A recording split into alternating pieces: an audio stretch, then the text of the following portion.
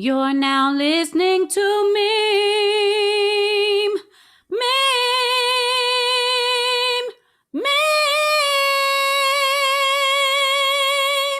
You're now listening to MEME. Yeah, yeah. MEME. MEME.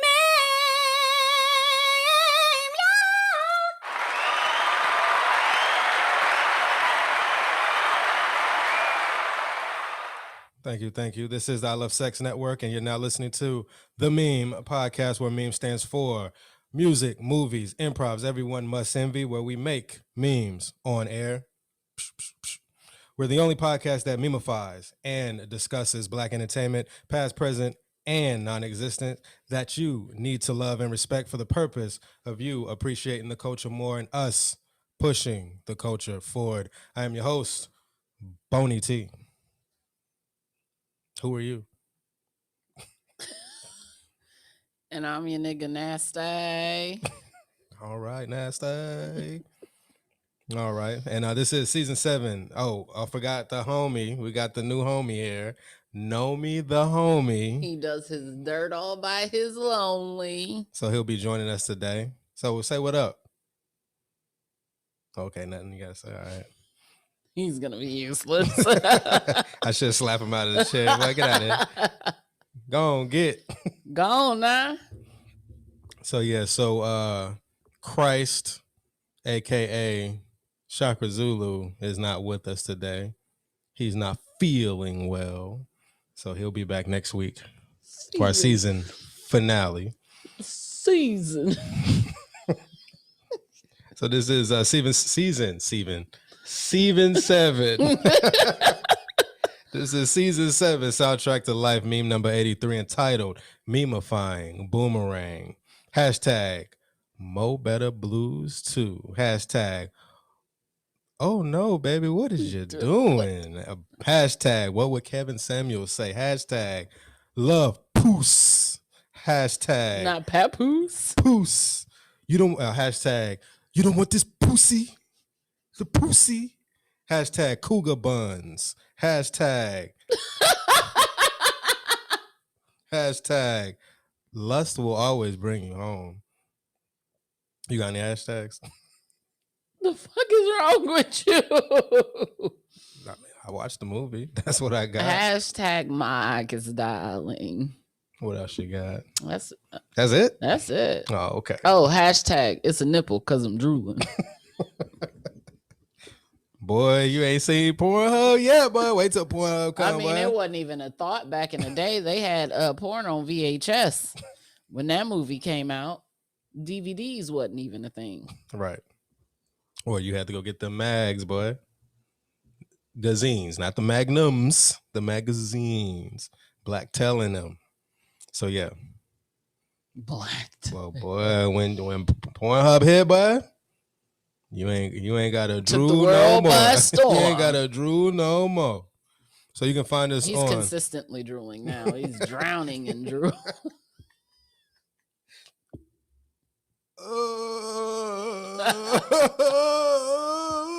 You don't know if it's drool or cum. Nigga always wet.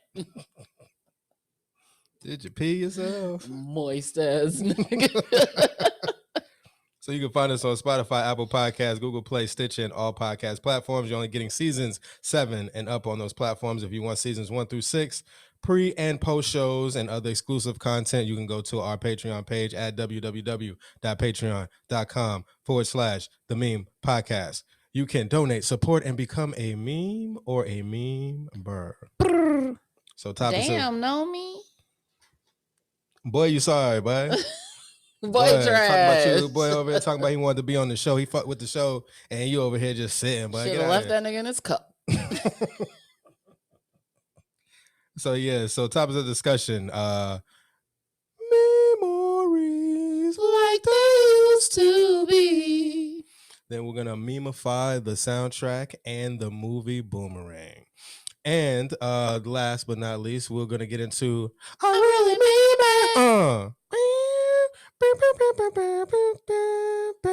I really mean it. So let's go ahead and get into it. MEME-mories like they used to be. Oh, before we get into it, rest in peace to Biz Markie. I just want to say that because he passed away yesterday. So making music with your mouth, Biz. The fuck? Let's make the music with your mouth, Biz. Oh, okay. That's me beatboxing. I was like, what the fuck? I don't remember that. That was Bismarck Fee. Okay. All right. Yeah, we got to do a show for Biz down the line. Ha ha ha ha ha. Check out this bizarre rapper style used by me, the B.I.Z. You say that consistently, so yeah. Word. Sure, it struck you. And you say he's just a friend. Oh baby, you got what I need. You know what? That is why people go to right there. That and It Takes Two. And Sir Mix a Lot, Baby Got Back. Also, vax that thing up. Damn, Jew. Damn. So yeah, so condolences to Biz Markie's family. Rest in paradise to Biz Markie. So just want to say that here before we start the show. Hashtag protect Albie and Big Daddy Kane at all costs. So we can go ahead and get into the movie. Or not the movie, the MEME-mories, facts and backstories. So 1992, Boomerang. A 1992 American romantic comedy film directed by Reginald Hudlin of House Party fame. This film stars. It's but it's Boomerang. Boomerang. So it's starring stars such as Edie Murphy, Robin Givens, Halle Berry, David Allen Greer, Martin Lawrence, Grace Jones, Arthur Kidd, and Chris Rock. Stars. No need to say anymore. Stars. So yeah, so it's 1992. And Flash. And Flash. And Flash. Of Ebony Sparks fame. If you ain't seen, goddamn 5 Heartbeats, you don't know what we talking about. So yeah, so this movie, do you remember seeing this movie? Did you see this movie as a youngin? Sir, we watched this movie together, correct? I'm talking about, did you watch this? That's why I can quote you the movie beginning to end, is because I watched this movie. This movie was my jam. So was your life? It was my jam. All right. So you used to watch it every day. And that's probably how I turned out a strange mixture between Nelson and Strange. That's why my name is Nasty. Strange ass mix between Nelson and Strange. I don't remember seeing this movie. I think I've seen scenes because, there's a lot of sexual scenes in there, so we couldn't watch that. Probably. So I don't remember seeing it until I was older. I'm not going to say that my parents were trash, because my parents were not trash, but they didn't give a fuck. I was able to watch whatever I wanted to. Got you. Now, some interesting backstories in regards to this. So Reginald Hudlin, who was the director of House Party. So with this movie, they wanted to show Edie Murphy, and when we say Edie Murphy, we're talking about Eddie Murphy. They wanted to show him in a different light. They wanted to get him out of the comedic role and put him in a whole different light. Now, this was around the time, I feel like they're trying to make him a sex symbol. Yes. So he's coming off of Harlem Nights. Well, they weren't trying to make him a sex symbol. He was already viewed as like a sexy comedian. So they wanted to do roles that fit that sexy comedian thing that, the women of the nation was giving him. So yeah, so they wanted to put him in it, or Hudlin said he wanted to show Eddie in a different light. So with that, we'll get into that when we get into the soundtrack, because at the same time he was doing like Put Your Mouth on Me and stuff like that. So Put your mouth on me. So I can see how they was like, okay, we need to shift, and instead of just playing the same roles over and over, let's put them in this. Now Is this What's Up With You? this was probably like right before. Oh shit. Now, when did Distinguished Gentleman come out? Because it was like Boomerang, Distinguished Gentleman, probably Beverly Hills Cop 3. No, Vampire in Brooklyn, then Beverly Hills Cop 3. Okay, so much I can tell you. So yeah, he had a nice little run where it's like, hey, let's do different, create a different image for him. So 92. Oh, Distinguished. Ooh. Oh yeah, because they did say that they were at the end when they was wrapping up filming with this movie Boomerang. He was actually shooting Distinguished Gentleman. So, and Boomerang came out in 91. No, it was 92. So yeah, I just remembered that. So yeah, those came out the same year. Okay. So yeah, so also he was taking over the box office, wasn't he, for a while there? Boy, and I mean, he was getting production credits. He was getting writing credits. You know what? The only person who wasn't in this movie was Charlie Murphy. Didn't see him once. So yeah, so with the other things that they spoke about in regards to the movie, so this movie was the reason Martin, the show, came about the way it came about, with Gina playing his husband. So Hudlin, they said he was always talking about Tisha Campbell and Martin on the set, saying that they need to work together. So he was thinking about putting them in a movie down the line together, and they said that Martin overheard the conversation. So they so he decided to use Tisha as his wife for Martin. So I found that interesting. Well, she was in the right place at the right time. Well, they was also in a house party together. So this was actually a house party reunion. So again, Reginald Hudlin being the director of House Party, he brings in Martin, who played Bilal. He brings in Tisha Campbell, who played Sydney. He brings in John Witherspoon and what's her name? BB. Yeah, BB. Who were the couple next door to the house party, where you remember the I don't know about no Public Enema, that whole scene. So he brought them in, and then let me see, was there anybody else? I think that was it in regards to the house party. So he brought them in. So again, BB and John Witherspoon, they were actually married, or the couple in House Party staying next door. So they bring, well, they didn't reprise their role, but they came back together as Gerard's parents. So you got House Party reunion, and then you got Martin and Tisha going off to do the TV show. So from that gathering, we got that.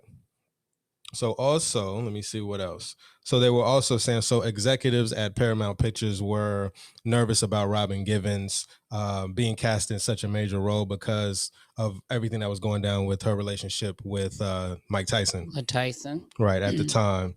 So, but Hudlin was like, no, I feel like, this would be a good role for her to, a perfect role for her, given what the audience or what the public was saying about her at the time. So that was that.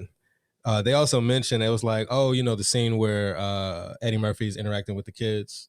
So that was put in there because they said Eddie had never interacted with kids in any of his movies in the past. He really hadn't. I have his You ain't seen Golden Child? And him and that baby didn't really interact like that. The kid didn't speak. I ain't never seen that movie. I ain't seen that movie. I've only seen like bits and pieces of it, but I never sat down and watched it. But everyone is saying like that's his worst movie to date. That's the worst. I mean, as I think, because I've never. Who is everybody? Who are these people that you speak to? Because I can give you a list of terrible, Edie Murphy, terrible Edie movies. Okay. Terrible. And The Golden Child ain't one of them. I actually really enjoyed The Golden Child. Well, I think, okay, so they said that it didn't do what it was supposed to do. It was a flop. And then they don't really speak about it because But that doesn't make it a terrible movie. There's a lot of movies that are box office flops that are actually good movies. Just because you don't do well in the box office doesn't mean that the movie's terrible. Got Because you. you're playing only to certain critics. Got you. So also, so yeah, that was something that they threw in there. So the scene late in the movie where Eddie, David, and Martin are hugging on the roof, making up and stuff like that. They said that they were to hug, with the Empire State Building as it cut on as they hugged. So they said that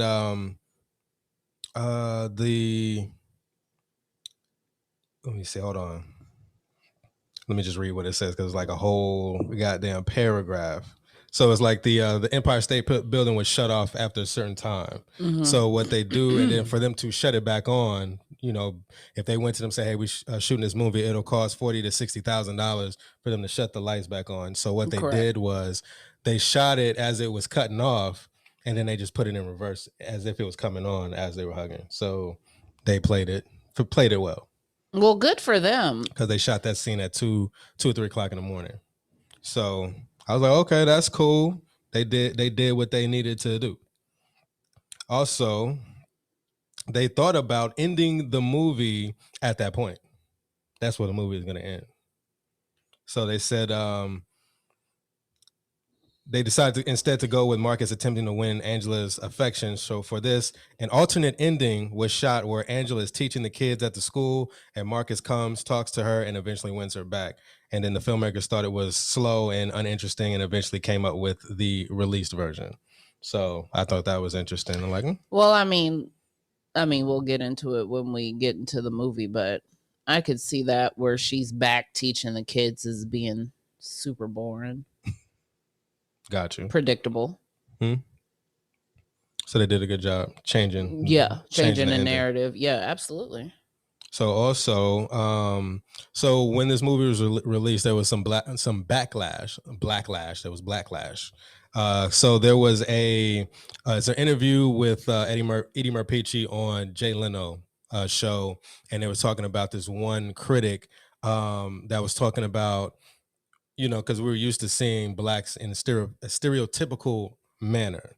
So there was I think it was LA Times. It was the LA Times, and it was like pretty much questioning like, okay, this is an all black cast. There was rarely any white people in the movie. So there was like, pretty much, questioning, like you've never seen a black person in a marketing agency. And then I think Eddie made the joke like, white people are looking at this and like, who's running this office? All these black people, like, who's running this office?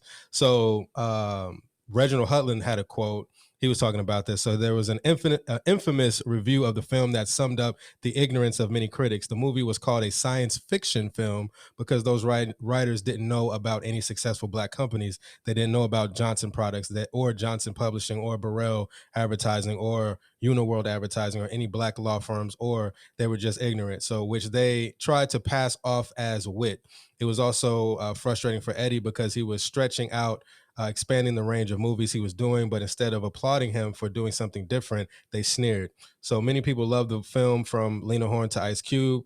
There are people who watch it with their family every Thanksgiving. But there was this crazy generation gap between the white people who ran Hollywood at the time the film was made and the white people who grew up on hip hop, who are players in Hollywood today. So there's a much higher percentage of white executives who at least have a basic knowledge of black pop culture today. Thank goodness. That's why you can't sweat the controversy of the moment. Over time, the true value of the movie is revealed, which is why it's so nice Boomerang has generations of fans.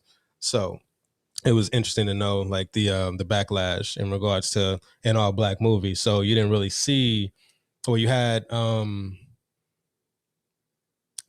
make this point as well. Like, you look at Boys in the Hood, of course it's all black because it's in the hood. It's a hood movie. Right. So it's like, why? Because black people can't have nice things. That's why. Right. So again, the racism. Yeah. Science fiction. Or as Tyler would say. Racist. It's racial. But I mean, black people aren't supposed to have nice things. Black people aren't supposed to run successful companies. Black people are only supposed to be looked at one way.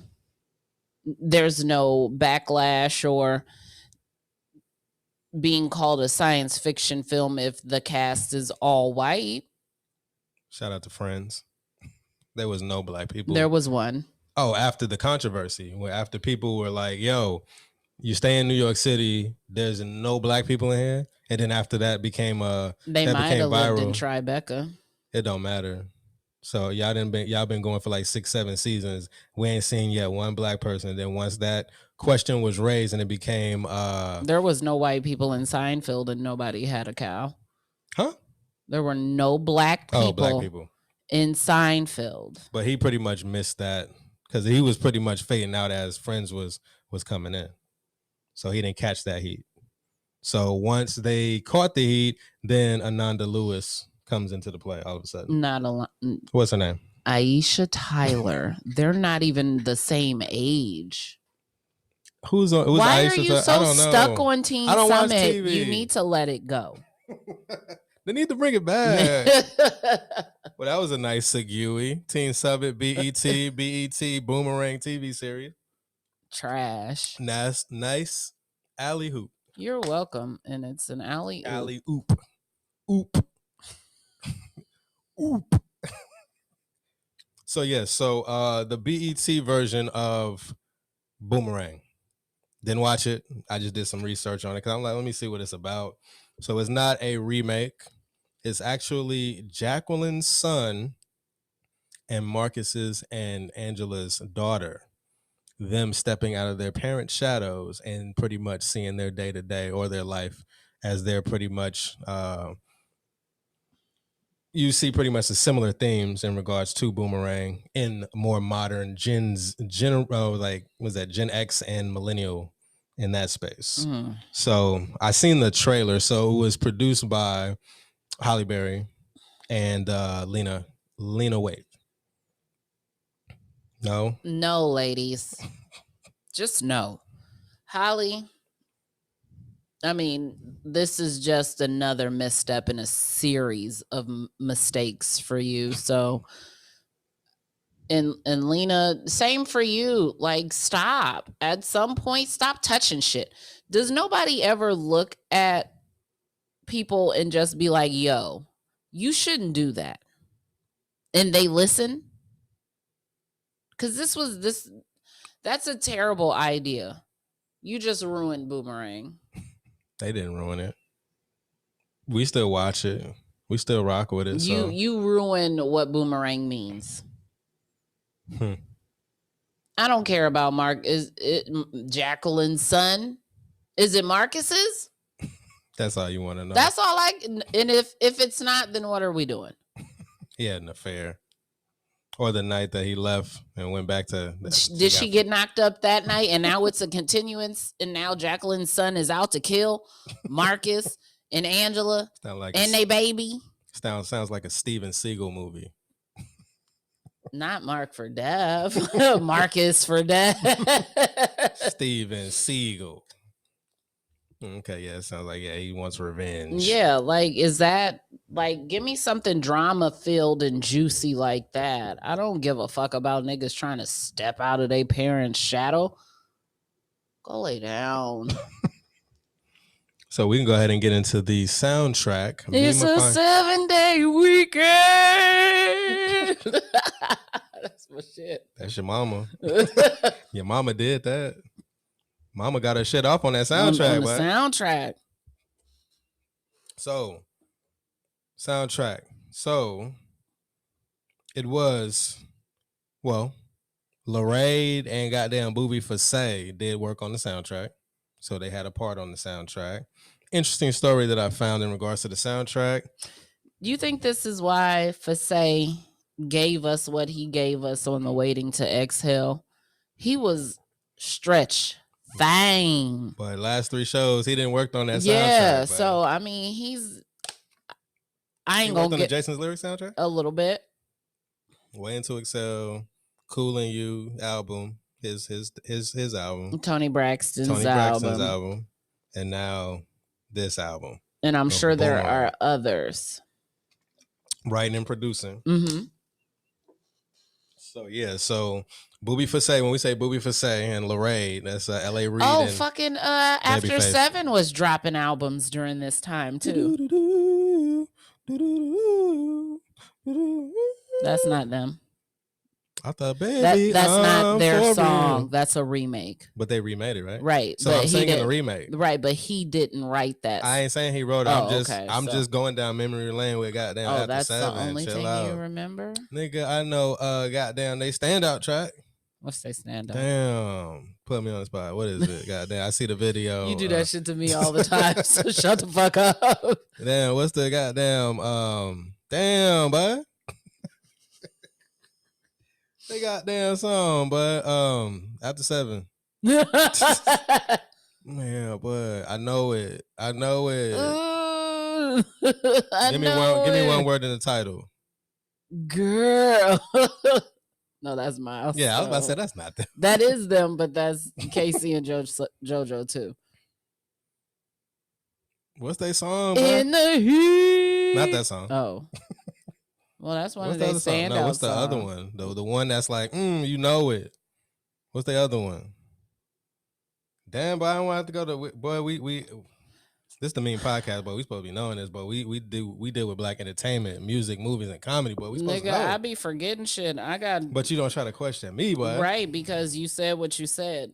I got it. Ready or not? Don't you know? Don't you know? You should know. Oh, I'll give you. Nigga, I be over here on my phone doing homework. I need you more. You got to know it, baby. All that I got. Baby, show us little girl. So yeah, that's what I was thinking about. I was like, damn, I know the song. Oh no, I know that song. That's the Taking My Time album. So yeah, you don't know that song, so I wasn't gonna sing that to you. It's Ready or Not. So yeah, so Booby Fassay, aka Babyface, and Lorraine, goddamn L.A. Reid, they had their hands in this soundtrack. So as I said a minute ago, the Face Cartel. Yeah, look that up right now. I'll hit somebody in their mouth for that. That's so stupid. So as I mentioned a minute ago in regards to Edie Merpici, why wasn't Edie Merpici present on this soundtrack?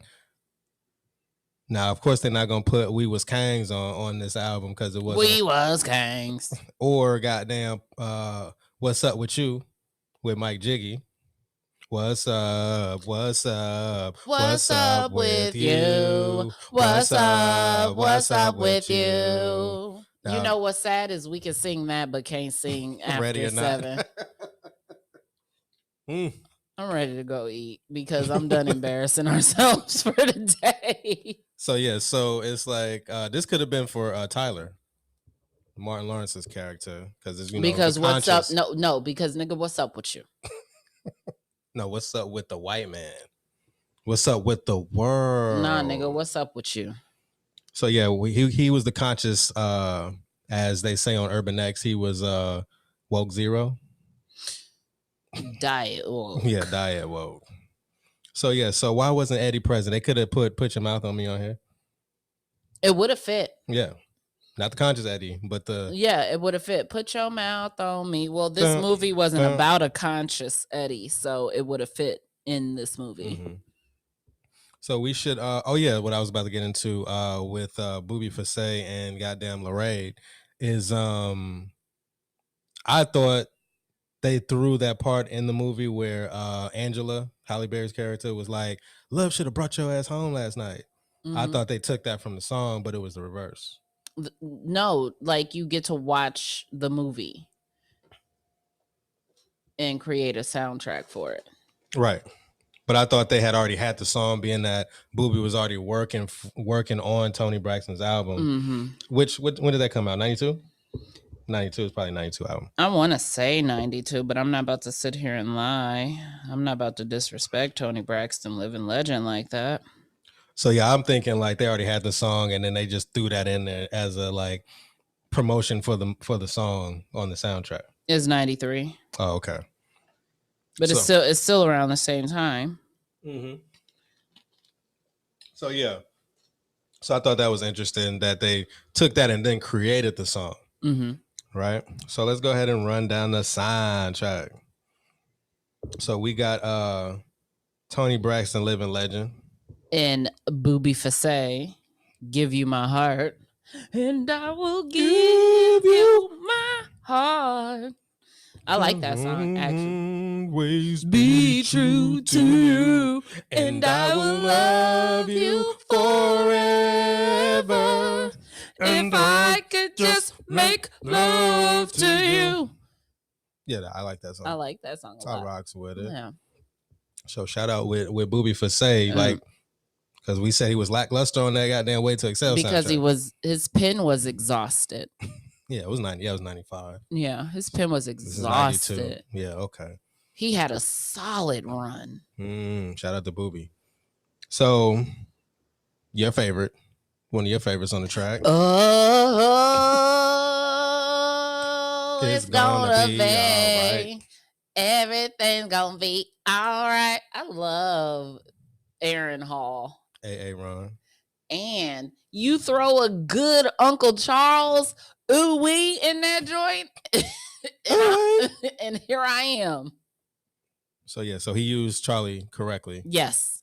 Well, this is early Charlie. But both of them was on the track screaming. Both of them. Towards the end of the song, they was just on the track yelling at each other. Mm-hmm. Like him and Jewel on Give It To You on the fucking Above the Rim album. Just yelling for no reason. I loved it. I like how he opened with, yeah, Charlie, you was one of my favorite singers. I'm glad to be working with you. Because, I mean, it's true. Yeah, so he opened. Charles been yelling for a long time. He been yelling since the 60s. So, why you think Aaron always out here yelling? Influential. Very much so. So then you got Keith. Got that boy Keith Washington. They played that every time Marcus had a bitch in the Marcus had a bitch walk in his front door. Keith, shit was playing. That nigga had Limp Flowers and Keith Washington. Two things were consistent. That nigga had some half dead flowers. He got them for half price. And Keith Washington was playing in the back. I got plans for you and you got plans for me. So shout out to Keith. Shout out. Theme song for Marcus when he was pulling. Or trying to pull down. So then we got PM Don, bud. Die Without You. That's my jam. It's my turn to wish you lying here. I tend to dream you when I'm not sleeping. Oh. That used to be my shit. Like when I was younger, that used to be my shit for real. I die without you. Die without you. Yeah. Shout out to now PM Don, like, of course they come in the early 90s with that sound. Mm-hmm. What was their song? What it was like? Set adrift on memory bliss, you send me down. I love it. Baby, you send me down. Set adrift on memory bliss of you. Now, see, that's sampling done correctly. Shout out to Spandau Ballet. But that is sampling done correctly. So shout out to PM Don with their Prince B. R.I.P. to Prince B. Who is that? The lead singer of. Okay.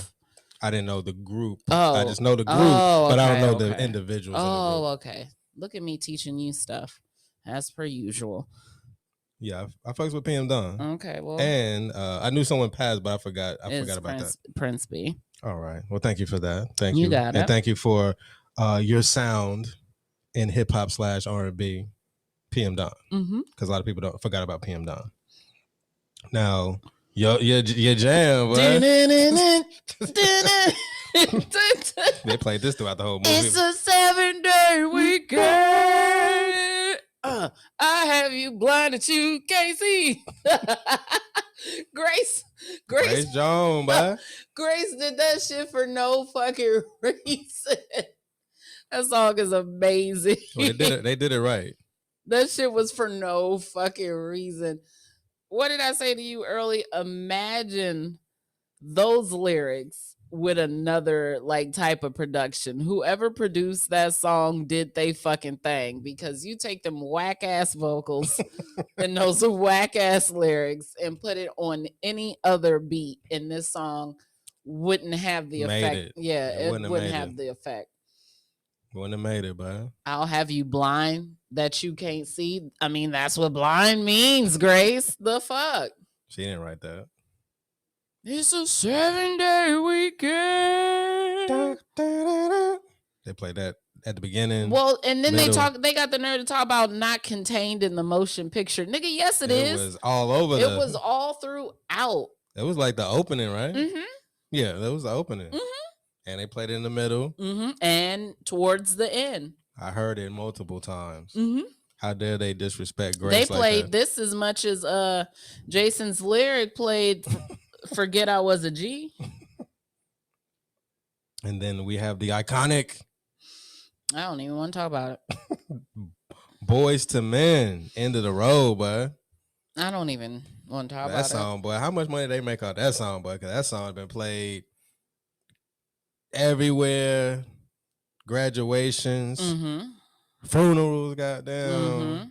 Mm-hmm. I remember this on the radio all the time. I heard this song so much in the 90s that it's one of those songs you hate. I hate this song as much as I hate Not Gonna Cry. Like, seriously, like, I loathe this song. Shout out to you, Boobie. Great job, Lorraine. Like, y'all writing is impeccable. But at 37 years old, this is like Not Gonna Cry for me. I could go the rest of my fucking life never hearing this song again. Gotcha. Now, the LaFace Cartel, bro. Okay, so LaFace Cartel did a little digging. What you find? I'm the only person in this room, or even of the three of us, who knows who Damian Dame is. Remember, we had that conversation. I showed you the Damian Dame video like about a year back. And Chili was in the video. I don't remember off top. Oh boy. But that was a year ago. LaFace Cartel is Damian Dame. Okay. R.I.P. to both members of Damian Dame. Died the same day, 1 year apart from each other. See, I know stupid stuff. TLC is in it. Babyface is a part of LaFace Cartel. Also, Tony Braxton, living legend, and somebody named Kavan Ray. Okay. Made in somebody Mobsters. Where did it go? Mobsters. Nobody in LaFace Cartels knows anything about a mobster. Highland Place Mobsters. Where's that at? They don't even know. That's some shit they made up. That sound like no disrespect, because they could be some real mobsters, but you know, like if you used to stay in a specific like apartment, and be like Highland Place mobsters. So I was about to say the same thing. This is like when gangs pop out of nowhere. Like on Strawberry Circle, nigga.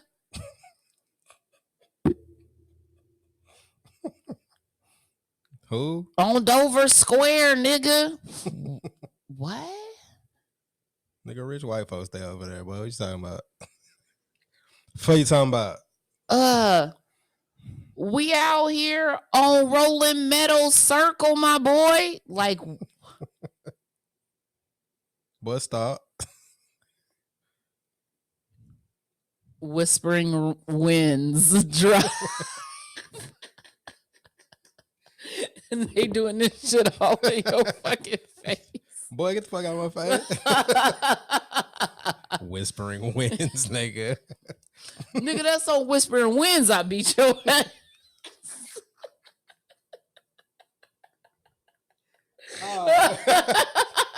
Nigga, there's a Victoria's Secret on that street, nigga. If I got that phrase out, nigga. Whispering Winds, nigga.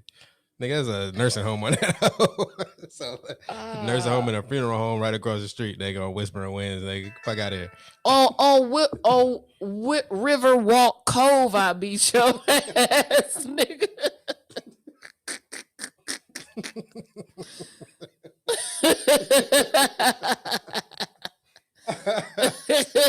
Y'all need to stop, bud. Trying to be goddamn with cartels, and this is pretty much the pre stages of goddamn hip hop getting into the mob shit, where the Wu-Tang was on that Gambino shit, Nas, Esco, Jay-Z, goddamn. But the Wu was more of like kung fu shit. No, that was when they was Wu. But when you had Raekwon and Ghostface, they was pretty much getting into that mafioso shit. The names, for the most part, naming themselves out after like mafia, the gangsters. Then you got Jay-Z. Then you had Frank White, Biggie. So they got into that era where it was like mob shit. And this is around the same time like the mobster movies was popping. I'm about to make this even worse for all of us. So Goodfellas and all them, that came out early 90s too, right? Ooh. What happened? Guess who's the leader of the Highland Place mobsters? Is he black? Yeah. And from Alana. Jermaine. Nigga, go one worse. Oh, older, right? Who is it? Dallas Austin. Oh, okay. Well, he younger. You're around the same age as Jermaine Dupri and all them, right?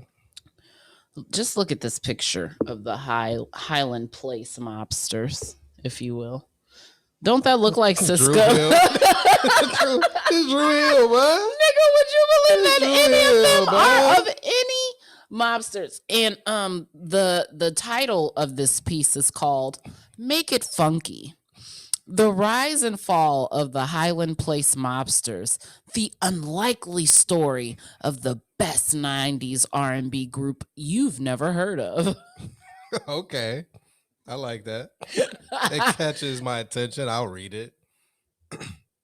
But yeah, I thought that was Druid Hills, man. That was Cisco in the middle. Boy, got that blonde box. That looked like Drew Hill to me. Yeah, I was like, boy, that's Cisco. But don't lie to me. There's a singer in this group named I'm about to pull it up. Theophilus Glass. Who? Theophilus Glass. I'm about to show this picture to the memes. Please show it to him because Theophilus Glass. I was known around Atlanta as a thief, but I was also into music. I'm glad you got multiple fucking talents. I'm glad you got multiple interests. To the memes out there, I'm about to show you the picture that we're looking at. We got zoom it, but we can, zoom it. Boom. So that's the Highland Park mobsters. Thought that was Druid Hills, bud. Dallas Austin and them. So Dallas Austin's idea for creating this group, he was inspired by the intensity of 9 Inch Nails, the psychedelic funk of Sly Stone, and the trip hop of Massive Attack. I want all of the members out there to go listen to The Reversal of a Dog and see if you hear any of those elements, because you won't. Becoming the next Prince. No, this isn't good. He wanted to create revolutionary street music, boy. All right. Okay. Let's stop sharing that. But yeah, I thought that was, or did Drew Hill take this image and run with it? Because this is before Druid. Given it's before Drew Hill, I think that they may have taken this, or it was given to them. Mm-hmm. Because was L.A. Lorraine a part of Def Jam at that time? I'd have to look it up. Because I know he was over Island Def Jam. And that's who they were signed to when they came out. Who? Oh, Def Jam? Drew Hill. Well, Island Def Jam came in the 2000s. Oh. The merger. So, no, L.A. Reid became the president over Island Def Jam. But that was like later on in the 2000s. Well, I'm about to find out who Drew Hill was signed to. That was Bad Boy. That's not Bad Boy. No, I'm thinking about 112. Sorry about that. We was about to go to No, he was. No, So yeah, then we got you can go ahead and look that up.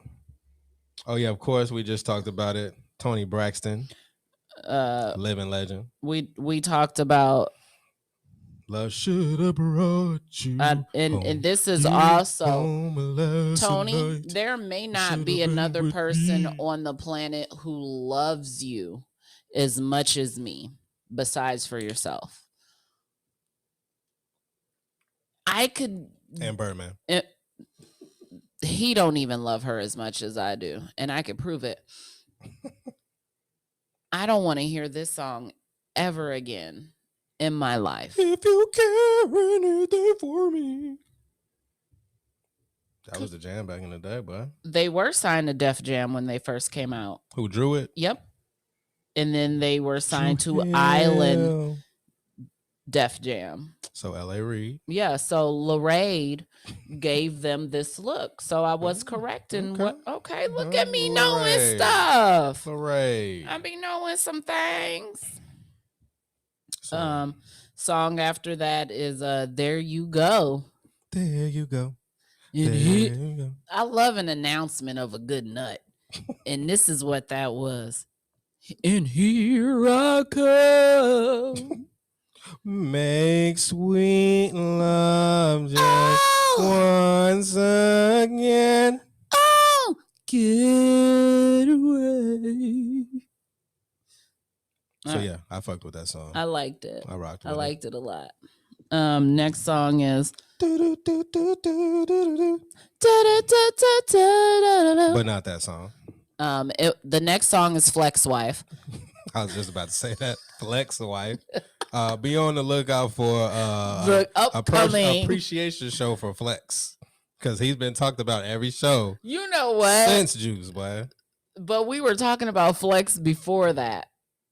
We've been talking about Flex for a long ass time because a Flex is a friend of everyone. On all the goddamn all the unsungs. He ain't missed one. They still making them and he's still on them. Boy, how you know Nat King Cole? Nigga, this shit was happening before you was even born, but here you are talking about Blue Flame. So yeah, so Shanice's Don't Wanna Love You. I don't care about it. It was cool. It was cool. It wasn't nothing like, or I was like, oh, turn this off. But I could listen to it or don't. It was cool. Like, I don't care. If that makes sense. Like, I didn't care. I didn't have an opinion one way or another. Opinion. Yeah. Excuse me. I didn't care. All right. Well, feels like heaven.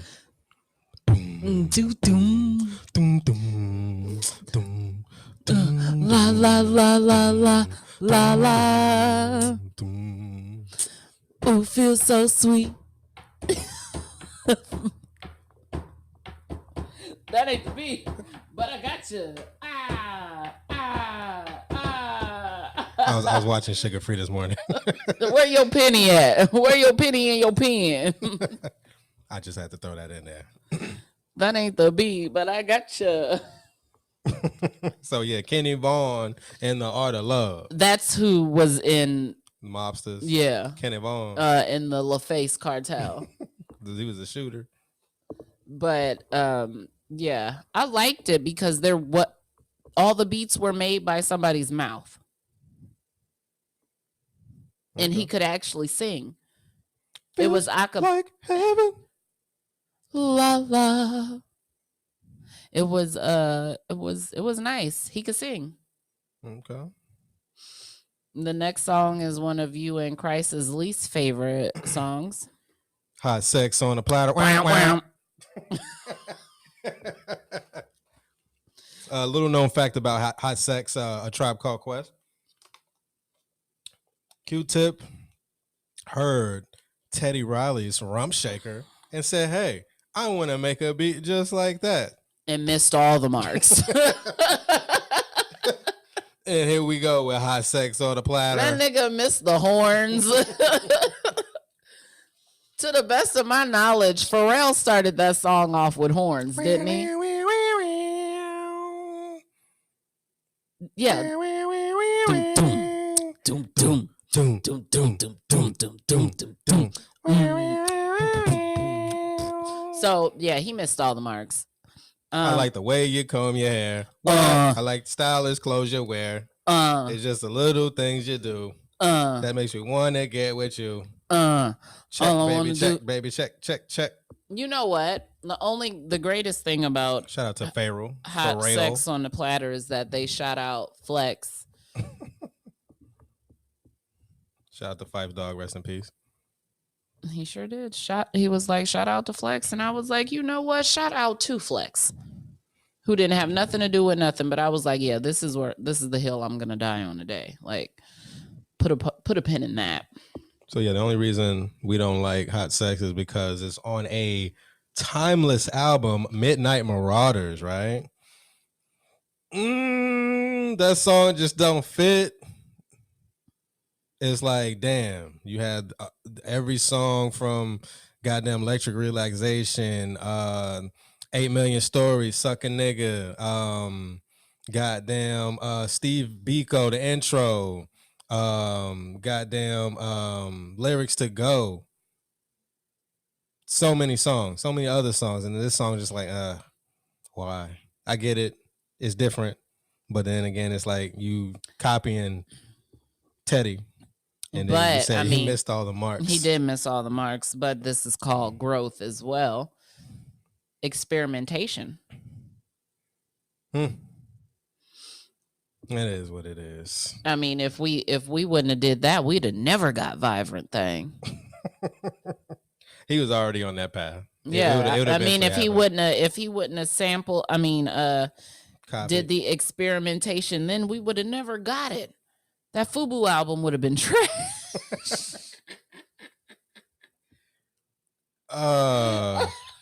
Fatty girl. Fatty girl. Who, me? I'm trying to think what other song they had. Well, that was what LL was on. That was song. LL. They had another song. Hey, no. So FUBU, the look, the vibe, the clothes, the feel. FUBU, that's the commercial. Right. You remember? They the best to ever do it. I'm just keeping it real. Boy, put your pen lay down. Hey, nigga, what gang was he repping? Who? Highland Park Mobsters. Who the fuck was walking around with sweater vests, one rolled up pants leg, and an upside down tennis hat? And some tube socks. And some the other pant leg tucked in your Timbs. Boy, if I got it. No, that nigga was wearing low top white FUBUs all the time. Them hoes look ugly to know. Oh shit! I remember another song. Buster, what it is right now. That was Buster, on the FUBUs? That was what it is right now. Hey, Khalees, why you let them do you like that all the time? Why they always put you on like a whack ass chorus? There was also another song that was like. I remember there was a group song. FUBU like it was soundtrack. A bunch of niggas. I'm about to find FUBU compilation. I'm about to find. I got you right now. I'm on this right now. That's on. I mean, the soundtrack. When that wasn't the soundtrack, compilation was trash. But I remember hearing one song. I liked the beat. That was it. You know what? Lights, Camera, Action was on there. We're talking light, camera, action. Got me singing out, Miss Jackson. Hold on, I got it.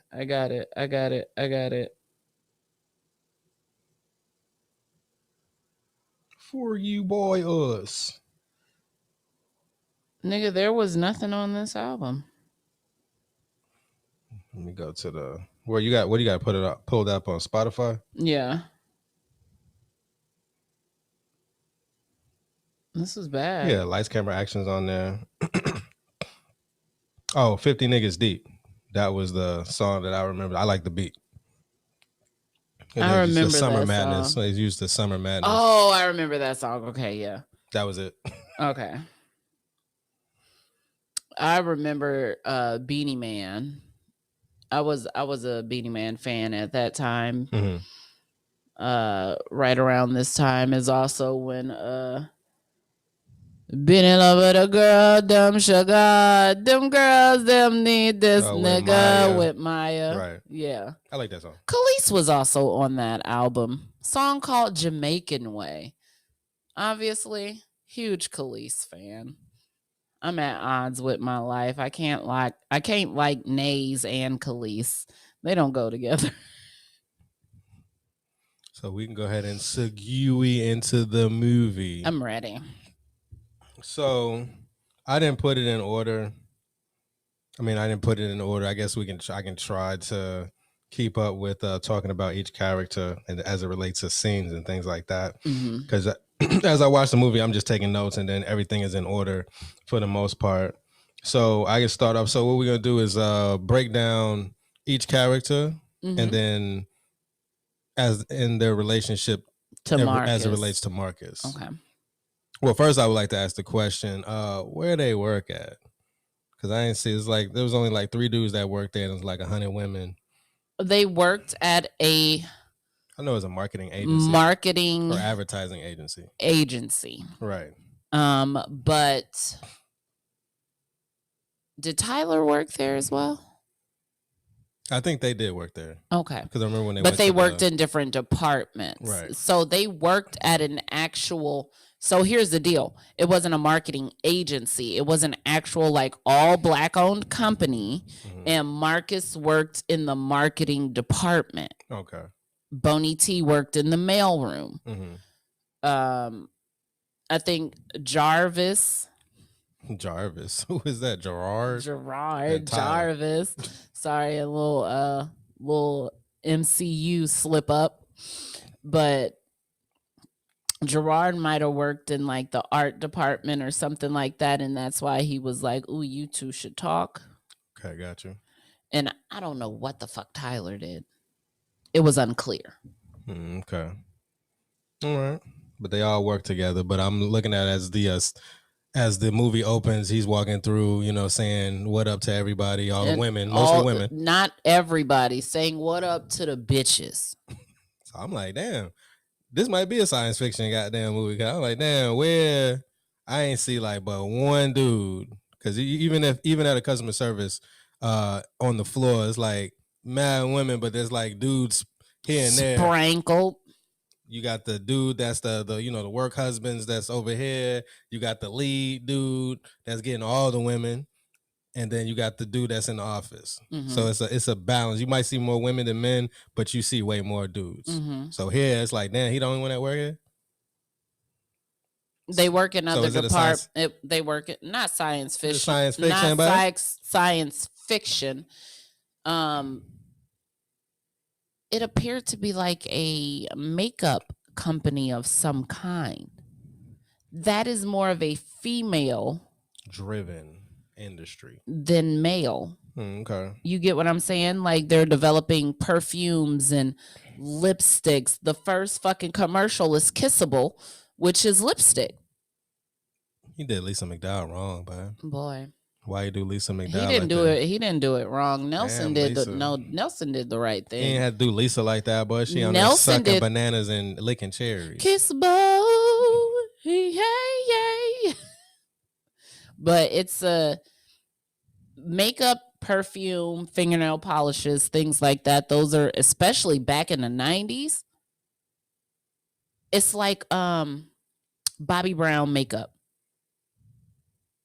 Is a makeup brand in the. I don't know. He was like, yeah, it's like, yeah. I know what you're talking about. It was another makeup brand that used to only be shown in Essence and Jet magazines, black owned, black ran. Mm-hmm. So that is more of a black woman type of culture Mm-hmm. to where there's not going to be a lot of men. Right. So the pool is open, sink or swim. What is the sexual harassment policy at that Probably job? wasn't one because everybody was fucking. wildin', man. Everybody was fucking. So yeah, we can start with Marcus. Mm-hmm. High powered. He is what Kevin Samuels is referring to when he says a high value man. Mm-hmm. He is a man with no children, makes a lot of money, more money than he knows what to do with, but he uses it to his advantage to get women. Condo laid out wonderfully. The condo was great to lay out. Great nigga, the condo had a fucking kitchen and a bedroom. The kitchen and the bedroom was damn near connected. And it wasn't even enclosed. It was no, like it was wide. Yep, it was wide. It was wide open. Bed sitting up on a platform. It was wide open. As a bachelor, you don't need but two things. Eating and fucking. That's it. And go out to the patio. There it is. Watch some TV. You can watch that from the bed. From the patio or from the bed. And the kitchen. Nigga, you can sit on your counter and watch TV while you eating a bowl of cereal.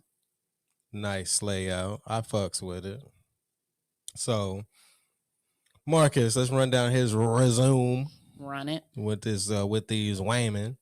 So, he pretty much then ran through all the sisters at the agency for the most part. They was cool with it. Put the pipe down.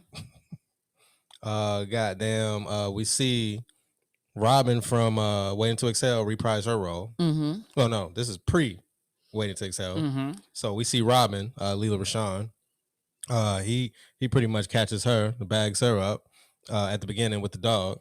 Hey, take it, fool. Another woman with bad business sense. Flowers. Okay, but I don't normally do this, but I want to cape for the woman for a minute. Go ahead. You gonna carry that dog home? This is New York City. Leash laws are more expensive than that $20 he about to give us for this leash. Also, if the dog's not on a leash, you need to be carrying it. You gonna carry this fucking dog home? And dogs aren't allowed on the subway. So again, are you gonna carry this dog home? What type of dog they have? It was like a fair to middling dog. It wasn't like a huge dog, and it wasn't a tiny dog. Because I remember she had the tall, fluffy dog, but they dog wasn't as big as hers, but it wasn't small either. Okay. So who's gonna carry this dog? He is, since you don't want to talk about take it, fool. Since I'm a fool, now you gonna be a fool. Fool. You gonna look foolish carrying this fucking dog home and hope we got 20 in our pocket though. We got the dub. You gonna need it to pay for a cab, nigga. This ain't free. You gonna need it to pay for a cab so that we can cart this fucking dog home. Well, the same thing we saw in Jason's lyric. Where that was different. Jason was like, "Hey, here's how much you get? 20. Here's 20 for some flowers." She was like, "You just bought these for me." Nah, that was like, different.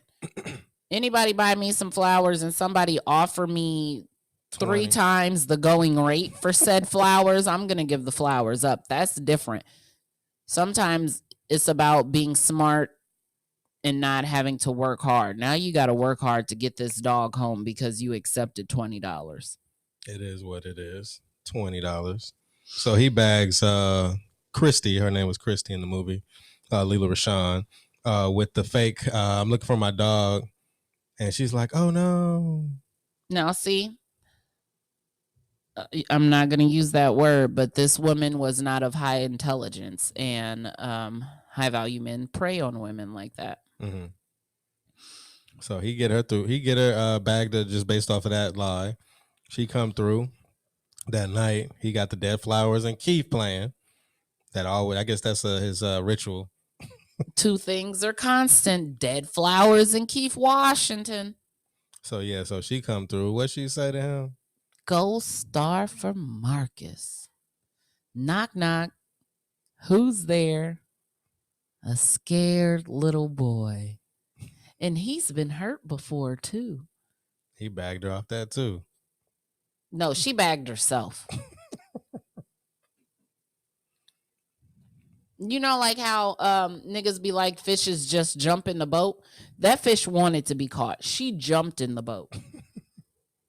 Yeah, she was She gave him all the openings. yeah, he just played right along. Mm-hmm.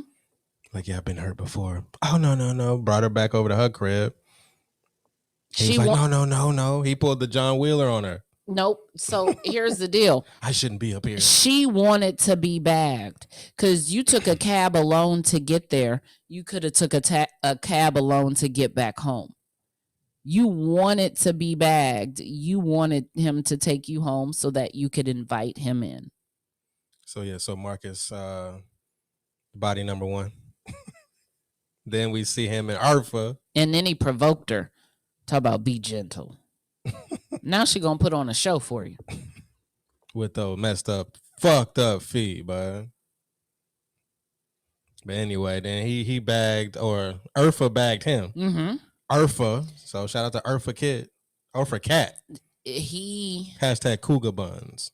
He fell for the okie doke by trying to fuck his way to the top. This is what trying to fuck your way to the top gets you. So being that this movie is dealing with the reversal of the dog, shout out to the LaFace. The LaFace. LaFace. The LaFace. Cartel, the reversal of the dog. So it's like we hear about stories of women fucking their way up to the top. So here it is, Marcus attempting to fuck his way to the top. But here's the deal. She could also tell that was the type of nigga he was. That's why she played him. That's why she was able to play him. Where my drink at? Goddamn planning, boy. I was talking to me last week talking about I need to plan. It's on the table. All right. It's right over there. So I feel like do this fucking show yourself. All right. Me and Nomi will hold it down. Nomi don't know shit. Nomi the homie. What you know? What did Shock G used to say? Nomi no, homie don't want no nose job. Look at him. I remember that song. But yeah, so I feel like Jacqueline and Lady Eloise pretty much played him. They did that on purpose because they knew he was gonna fall for it.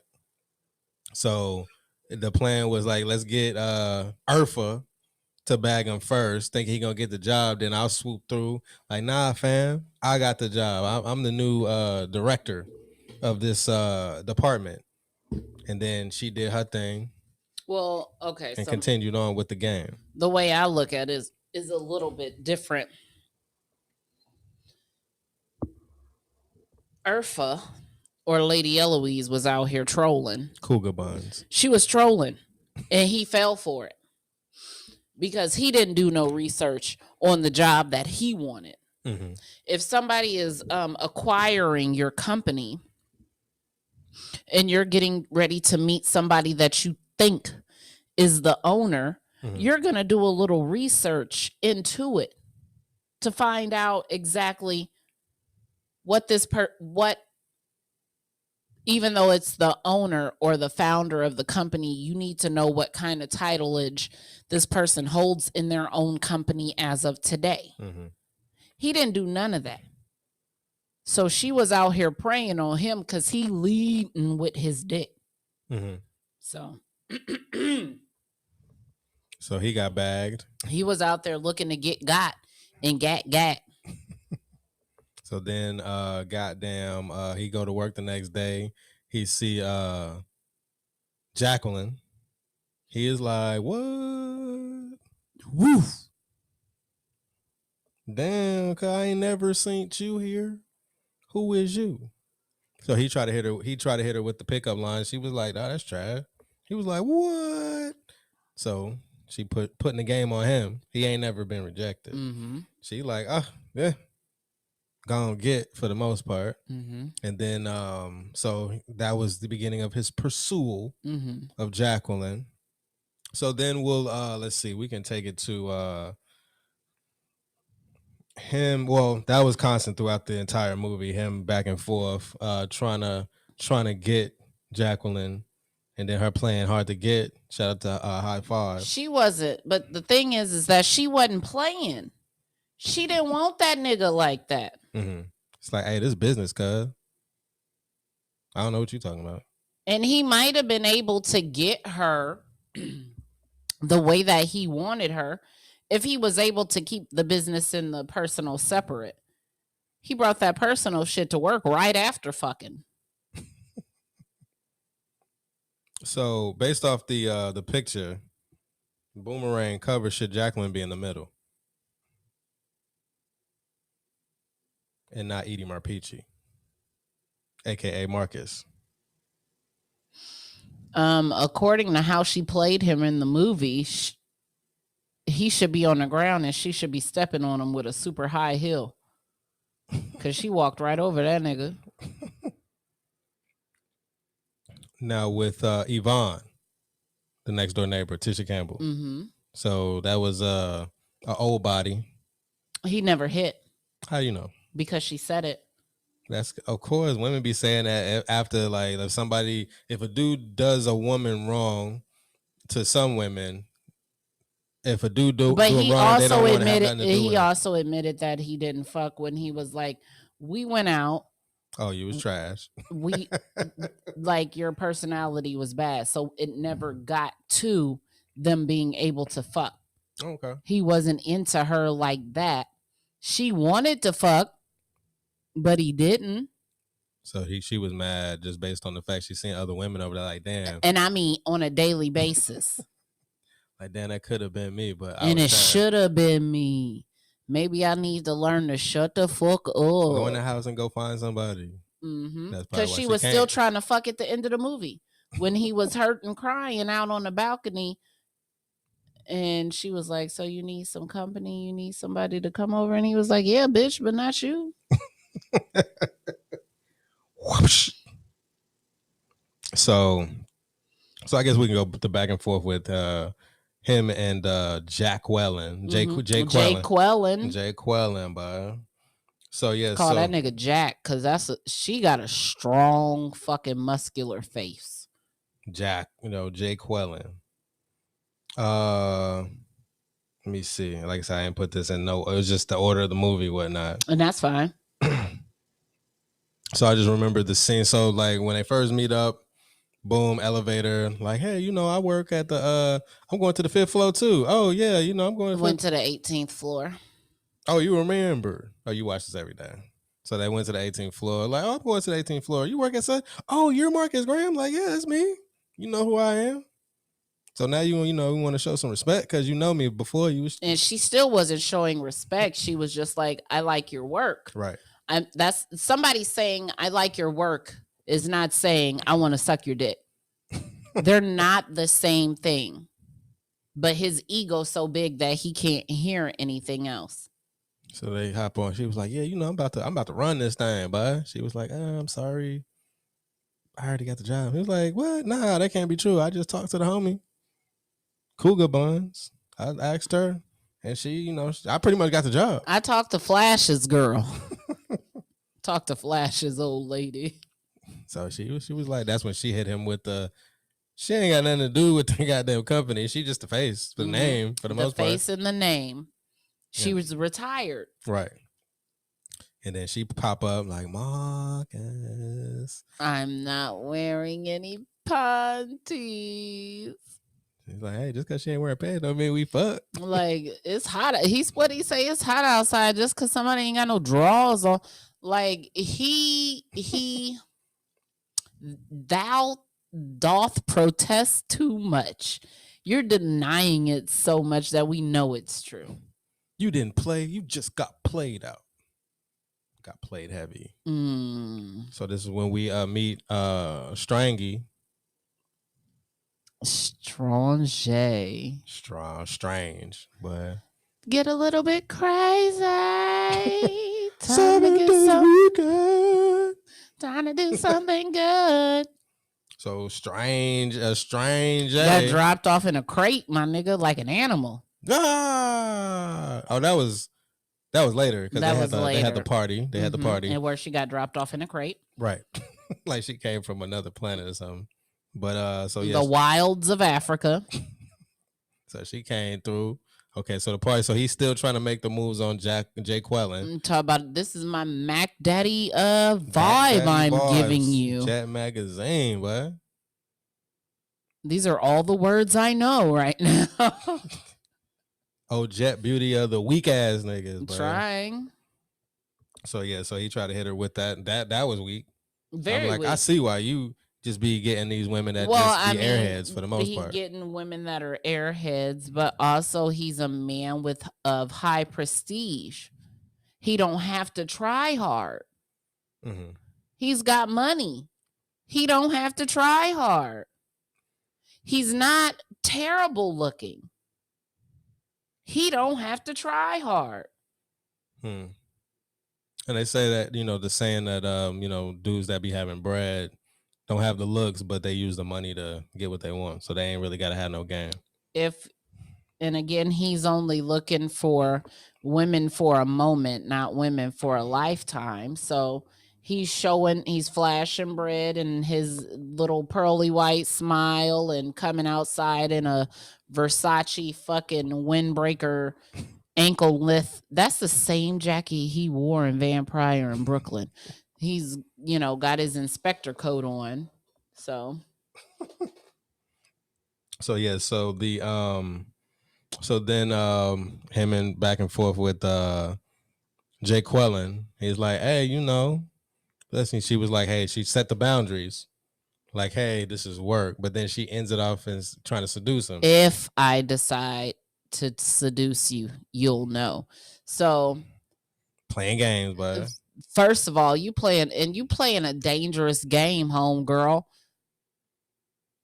You set boundaries and then you took them back. What is you doing, baby? You told him you don't fuck around at work. And then we might fuck around and then said, when I decide to fuck you on the couch in my office, you'll know. You'll know, because I'll be fucking you on the couch in my office. Like, that part, like, didn't make no sense to me. It's bad business to be running around fucking people you work with. Mm-hmm. It's terrible business.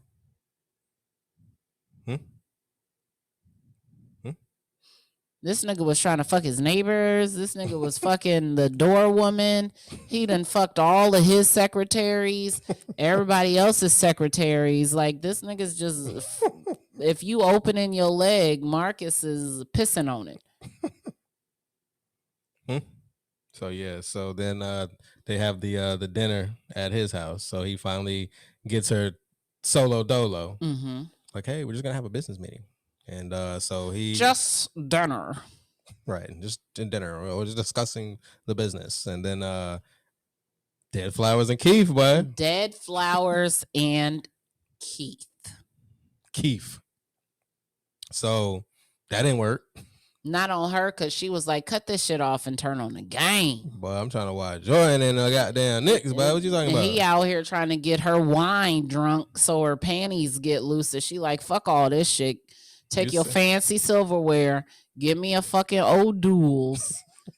And I'm going to sit on your couch and I'm going to eat your salmon that you talk about you so lovingly glazed. I'm going to eat that shit with my fingers. Yeah, with my goddamn pants unbuttoned at the top.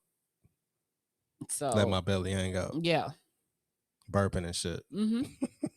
She was killing that goddamn. Was that cinnamon roll or something like that? No, it was salmon. I'm talking about. So she took. I could swear after a while when they cut back on, she was eating something else. She was eating the salmon off the plate with her hands. He's sitting at the table eating the salmon all dainty, trying to like get her wine. Yeah, trying to get her wine drunk. that she's an alpha female. That shit don't fucking impress her. Mm-hmm. So fuck all this bullshit you talking. Cut this nigga off.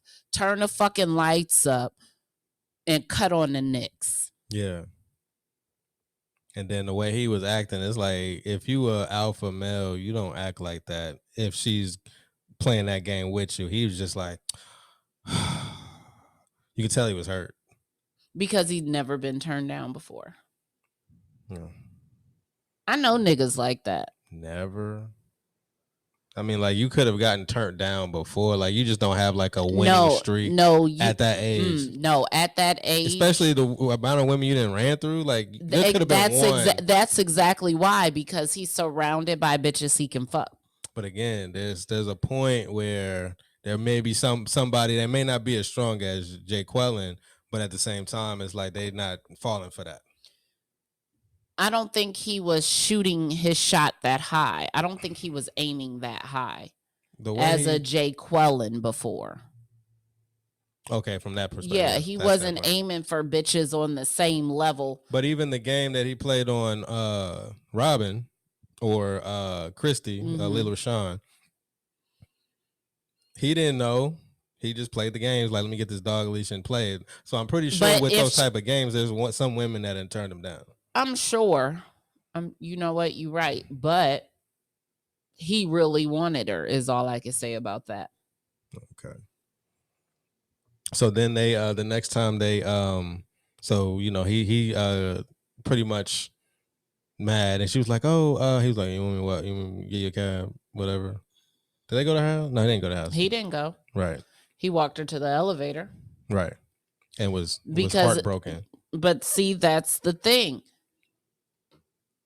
Leela wanted to get fucked. Robin didn't. Right. So the next time they go out on the business trip to New Orleans, bud, he was shimmying it. He was shimmying it up on the dance floor. Then she was like, hey, chill, get off me. You grinding on me. Sound like Shireen and shit. Grinding on my butt. So she was like, hey, you need to chill. Let's go ahead and, call it a night. No, she was horny, and you could tell. She's just not a dancer. Oh, so you could tell when you get somebody out on the floor who's not a dancer. Oh, no. Yeah, like, cut it out. Let's go upstairs. So he was once again hurt. Then he get upstairs acting like the key don't work and shit. And he's like, oh yeah, the key don't work. Like, damn, boy, don't you just go there and lay down? Why you got so many games? And these are obvious games. Yeah, but why you got so many of them? He's like, damn, he pulled out all of them. Is that nigga a predator? So yeah, she was like, come on through. So but game recognized game. Yeah, I get that. So because that nigga's a predator. I'm being for real. Like, if a woman tells you no, you got a game in rebuttal for her no. Mm-hmm. That's why he's not getting no's, is because bitches don't know the game. Jack knew the game. Jack. Okay. So she bring him through. She smashed him. And didn't even smash him at her house. Smashed that nigga in a hotel out of state. Smashed. Thousands of miles away from New York. So she smashed. She fucked him. Right. She caned him. Mm-hmm. Shout out to Mensa Society, Ronnie and Kane. So he got caned, and that's when he started catching feelings like, oh damn, I love her. I think I love her. Sometimes I love a nine. I ain't letting her go. She's all I got. So yeah, he hit her with that, but he talked to the homies like, hey man, I found the one, bud. This is it, bud. So he's like, yeah. So he over here trying to kiss her at the job. And she was like, hey, cuz, calm that down. He's like, oh, what's it like? Oh, what's up? What's going down? I thought, well, so nothing at New Orleans didn't mean nothing. She's like, oh, hold on. I know you ain't catching feelings, cuz. He was like, oh, no. So he's like, hey, it is what it is. Let it be. Keep it pushing. he was like, crush. Like, damn, she just fucked me. So kind of like what we Twice. see. That's a double on Andre. So it's like, damn, again, the reversal. So it's like you're used to seeing men do that to women, like they smash, and then it's like, so what are we? It's like, you can go home, get up out of here. And so it's like now it's done to him. So you see it on the reverse side. So so then he's like, damn, I ain't never been played like this. So from there it was like I don't think they like reconnected after that. Then her schedule was busy. It was weeks. It was like 3 weeks. Yeah, I gotta pin you in, homie. Wang is gonna be coming over each other's house and shit. At this point, it's like, hey. And we never even seen him go over her house.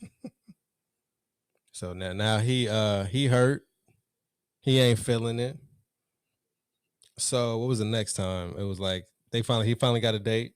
3 weeks later, bought tickets. He said that cost $200. Oh yeah, that's when she stood him up for the most part, and then come to like later, and then he tried to hit her with the, oh, where you been? That's inconsiderate of my feelings. I've been looking all over the city for you, and I didn't know you could have picked up the phone.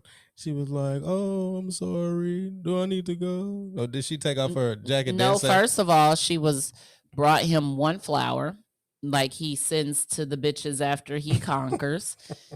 She gave him one flower, and he's sitting there bitching, he's being a bitter bitch at that moment.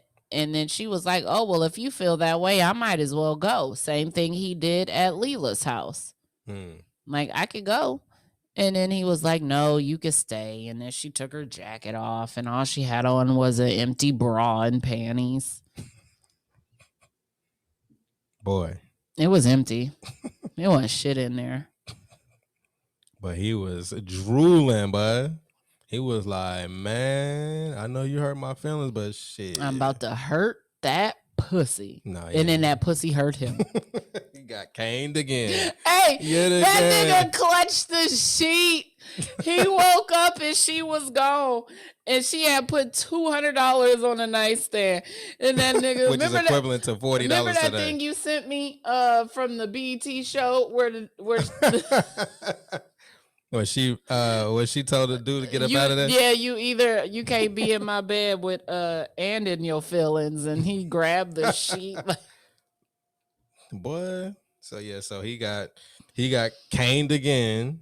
She left. Constant canings. Left 40 on the table. 100, 200 back then was equivalent to 40 the equivalent of 40. So she left 40 on the table like, hey, I'm out of here. He is like, where did she go?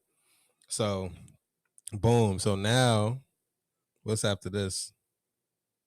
I think Strange, where she they go out to dinner. Yeah, so Strange was trying to smash. Next, they go out to dinner. Apparently, she telling everybody this nigga business. Yeah, he come back to work looking. They looking at him like, right, but I mean, they looking at him like that after she break up with him. But she telling everybody this business because you telling the client, Strangy, how good he is in bed. And how he know how, like you telling Strange how good his stroke is, but that's also the equivalent of that's not my nigga. That's not one of the homies. Yeah, you want a shot, you can have it. So she telling Strange, yo, that nigga like stroke game fire. You should like fuck. Stroke game PGA level, like. And so she lifting up her fucking dress in the middle of the restaurant. Talking about want this pussy. You don't want this pussy. Apparently she wasn't wearing any panties. Yes.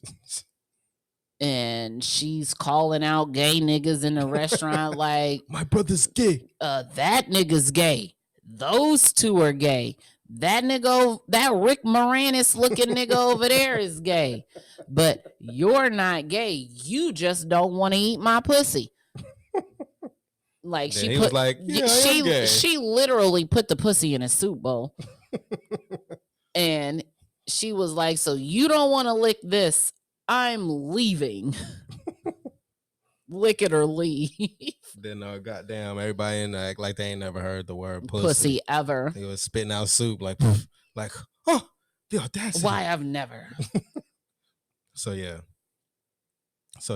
that's when she break up with him. So he go out there and try to tell her, like, how you gonna put her business out in the street and da-da-da-da.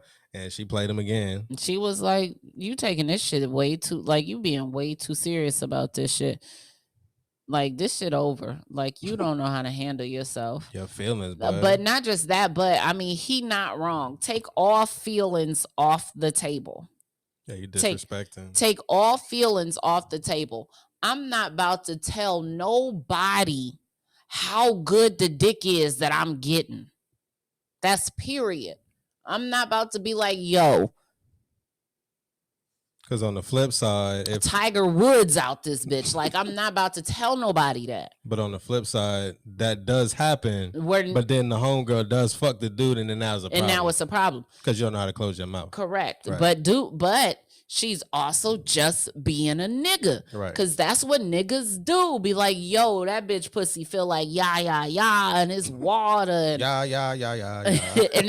and it's water and the shit tight, but then it get loose and it's and you tell your boys, like, nah, they trying to fuck. And yeah, but that's how she's the being. Reversal. Yep, she's being a nigga. Right. He tells fucking Bilal and Jarvis every piece of pussy he get, he describing like if there's like any bumps or indentures on the inside of her pussy that he could possibly feel. He telling those two everything. So she's just doing the same. Right. So they break up. He goes to the office the next day. This nigga's sad. Like, his feelings is in his asshole. He can feel his heartbeat in his toes. Everybody looking at him. She's sitting in the motherfucking office, literally snickering, sniggling and giggling with every fucking secretary in the building that you done fucked. Boney T was let down. Boney T is out here trying to give you a pep talk. This nigga ain't been on a job but 2 months. 9 days. He ready no, for a raise. But that was a month ago. That was a month or two ago that he had only been there 9 days. And was ready for a so raise. now we 2 months later, Boney T out here being the man in the office. Talk about get yourself together, pick your fucking dick up, your balls dragging behind you, homie, like you letting us all down in here. We look up to you, man. So he let me down. Affecting his work, making trash well, he didn't make the commercials. He let James Earl Jones, bald-headed brother, Nelson. That's my nigga Nelson. He said, hey, go ahead and handle that. He let Nelson have creative control. That was and a no-no, after the kissable commercial, Cuz got fired. Imagine Strawn J and Nelson together. But that's how you know he wasn't thinking straight. You always got to correct Nelson's work. You can't let Strawn J have her motherfucking way. But she's sitting in there giving him the fucking speech about, oh, the board wants me to fire you, but I'm not going to fire you. He's sitting in there like this, like when I'm arguing with dude and I don't get my fucking way. Like this... like the crybaby face, and he's sitting in there in her office like this with the fucking crybaby face, and she like, so I'm just gonna go ahead and give you a couple weeks off, and he's like, fine, like throw his fucking weave over his shoulder and storm out mad. Like, I'm expecting his wrist to start doing this at any minute because he's acting like real bitch like that's what I'm expecting. Like, so then he start kicking it with goddamn Angela. Yes. Because she's an actual friend. Mm-hmm. She's trying to be a friend. You see your friend down and out. she's like, yo, when I get in bad relationships or I'm having bad moments, I come visit these niggas down here. They gonna check me and tell me about myself, because children are the most honest people on the planet because they don't give a fuck. Right. So she take him to go meet Akbar and Shaniqua down at the youth center where the schools can't afford art programs or whatever and whatnot. Shaniqua got fish on the ground and not in the goddamn bowl. Akbar is 11 years old, but he's smelling his meat and he trying to fuck Angela. My Nubian queen. So Marcus tried to hook Angela and Jarvis up. It didn't work. Yeah. So that was the first introduction. And he was so busy trying to get with Jay Quellen that it was like he pawned her off on Gerard. And she wasn't even trying to fuck him like that. She was just like, oh yeah, I like your work. You're cool. Yeah, she was trying to be cool. Right. She was trying to be cool. Like in all aspects of everything, Angela was just like, it is what it is. Right. And she was cool with him fucking with Jay Quellen. And I'll be cool with you. Right. Like it is what it is. She did go to bat for him. Like when she saw that his work, his slipping. performance was trash. Yep. She went, it's like, hey, you need to chill on him. It's affecting his work. And she was like, what? Who is you? So she did try to look out for the homie. So he starts hanging with her. And of course, Gerard and Angela, they wasn't working out. Goddamn, Gerard didn't know what to do with that. He was hesitant. He was goofy acting. Mm-hmm. Awkward. So he didn't really, and plus he was already putting out there like, hey, we just friends at that point. Well, no, she was putting that out there because he was so awkward. Not that he was goofy. I'm not gonna call the nigga a bunch of names. He was just awkward. And I'm sure they weren't compatible in a sexual way. So yeah, with a nigga that awkward, you can't.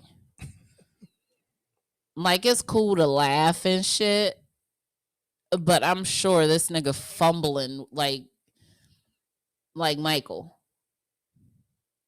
Oh, on waiting to exhale. No, I think Michael had a little bit more game and experience. He had game, but when it came to sex, he was fumbling. You can't be awkward outside and inside of the bedroom. What is there to you at that point? Right. So, I mean, you become friends. So then after hanging out with Angela, you see him again at the Gerard's parents come down. Yep. So John Witherspoon and BB from House Party. They come through, they come visit, and John Witherspoon is like, oh, you got him a cutie pie. She looked like one of Marcus' girls. And it's like, oh, come on, they were just friends. So yeah, that's because you can't hold on to nothing like that. Yeah, you don't deserve it. It's not that he don't deserve it. Acting like that, nah, bro. You don't know. You don't know how. Yeah, but you don't deserve it. I have a question. You deserve it. You have it. I have a question. Go ahead. How is your dad like that, and you don't know nothing about women, mom. And you don't know nothing about women?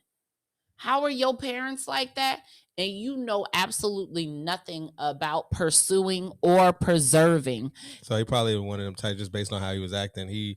He's the type of brother that wants to separate from like the hood or from certain activities dealing with nigga shit for the most part. Having sex and knowing how to get and or keep a woman is not hood shit. That's no. Just how they was. I'll just use that term just to say like, right. But in his mind, that's nigga shit. But like, I'm saying how are your parents know the game? But he don't want to associate that because it's like the brother that keeps climbing up the ladder. He forgets about the hood. He doesn't want to associate with black people because he's trying to be white. From that perspective. Okay, well, your parents is getting it in at all times of the day. They just got done finishing a bucket of chitlins, and went in the bathroom and popped off. Like, how are your parents like that? Mm-hmm. And you become one of the most awkward non-sexual people ever in the history of non-sexual people.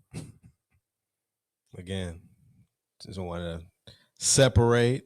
You can separate And then and also be his and be a conversation. but that's what I'm saying. You're awkward. No, I'm talking about like when he's talking like with Marcus and stuff, like certain things he bring up, like you got to be emotionally in tune. You have to be stuff like that. So it's like I can see like he's trying to drift over into that space. You are awkward. How do you become that awkward? I'm saying. Yeah, because you trying to drift over away from that. Well, you overcorrected. There's a such thing as being so correct that you're wrong. It's called overcorrection, and that's how a lot of car accidents happen. And you, sir, are a walking car wreck. You're an accident. So yeah, John Witherspoon puts the focus on Marcus, and it's like, hey, I heard at your job you pussy whip. You supposed to be whipping that pussy. Now, so here comes another problem with Jarvis. You a gossiping ass nigga. Your daddy don't work at that agency. He don't work at that company. But you're not telling your dad your business. You're calling and telling Marcus's business. No chatty patty ass nigga. But you're calling and telling Marcus's business. You're not chatting about yours. We just friends. But you ain't gonna tell a dad. What do I do? You're not gonna tell your dad, yo, we just friends because I'm so fucking awkward that I fumble my dick in my drawers. What to do? And I be ready to nut before she even touched me. She kissed me. I bet he told his pops that. We kiss. I bet you he didn't tell his pops that. Because his pops would be like, well, why you ain't fuck? Well, why you didn't fuck? Ain't that right? Know me. Yeah, boy, he know me, know. Said. So that night, goddamn, Angela and Marcus fucked. Cause first he was like, hey, thanks for coming through. Right. Then he was like, hey, I'll I'm gonna take take care up of the this dish. offer. Yeah, she was like, I'll help you wash dishes. Wash these dishes, bud. And they sat down and watched goddamn Spock now, and they were both Trekkies. So there's like, okay, another connection. So they fall asleep on the couch. Then Marcus wake up and start kiss. This nigga's a predator. I cannot say this enough. This nigga is a class A predator. Mm-hmm. She sleep. Okay, she sleep. Y'all ain't in no relationship. There's never been anything sexual between the two of you because you are in a hurt place. Hey, boy, where you off to? Are they here? I mean, you think so? Did they call you? Did they? Who? Ma? Oh. All right. Okay. Sorry. Where was I? Oh yeah, that was on the couch. Oh yeah. So this nigga's a grade A predator. So there's never been anything between the two of y'all sexual. She sleep. She dead asleep.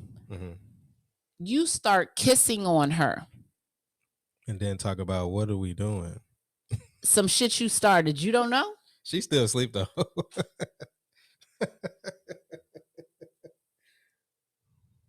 Did it lock him out? No, he about to go downstairs. He good. Oh, okay. But she's still asleep. He was asking questions. Yeah. She's still in the dream world. So you started some shit because you're hurt and you're using her because the only emotion you know how to deal with is sexual. But then that leads me to my next question. And then you wrong because even though you and her and Jarvis are just friends, you know that your boy like her. You're a dude. Is that a rule or? I mean, like I don't deal with dudes who got women. Like even if it's not my homie, it's like if I know you got a dude, I'm like I'm not even gonna just deal with you, even if I don't know the dude, because it's like stuff be coming back around for a circle. Number one. Number two, if it was the homie, I'll just go find somebody else. You know, it's like, hey, if I know, even if he out here fronting talking about, oh yeah, you know, da da da da da, I'll just be like, nah, let's go. There's plenty of women out here. I wouldn't even go there. So it's like, what that makes me look a certain way, regardless of what you saying. You out here fronting, talking about we just friends. Regardless, like I can justify it, but at the same time, it's like, nah, there's other women out here, so I wouldn't do it. But that leads back to something we talked about in the Vampire in Brooklyn episode. I'll go to patreon.com/the MEMEpodcast. Probably like meme number. I forgot the meme number, but season 6, season 5, season 6. It becomes fair game. You can't be upset about what happens between that person that you say ain't yours and somebody else, whether you know them or not, because you don't have a claim on this person. Because y'all are just friends. That's like if I'm like, oh, that's just the homie, knowing good and goddamn well there's emotion behind it. I can't be mad if I'm like, oh, that nigga for everybody. If I tell you that nigga for everybody, I can't get mad if you touch him. Now on another note, now let's say, just given that their relationship, you know, there's respect in regards to the art, they like each other's work, now that they know that they're Trekkies, whatnot, and you know they're good friends. She didn't took him to, you know, the youth center and all that. It's like, cool. If I was Marcus, I wouldn't even smash. I would have just been like, let me go talk to my homie first. Right. Be like, hey, you know, this is what's going on. Ain't nothing happened, but I just wanted to get your approval. You know, what are your thoughts? Have that cool conversation. That conversation should have been what took place at that pool hall. Well, yeah, if he didn't smash, if he didn't already fuck, that should have been the conversation that took place at the pool hall. But he had already smashed, and then he was like, "Oh, so good." But he was out there fronting, like, "Oh yeah, you know." I mean, she can go that fuck with other. He was like, yeah, she can go fucking whoever she wants to. You know, it's cool. Because I'm out here doing my thing. And he was like, "Oh, so it's cool." It is cool. And Jarvis was like, "Yeah, it's cool if she fuck with anybody but you. I gotta be me. She can fuck anybody on the planet except for you." Well, it's me, nigga. Well, man, why you touch my girl? I love her. So now it's why you touch my girl. But a minute ago, she was for the streets.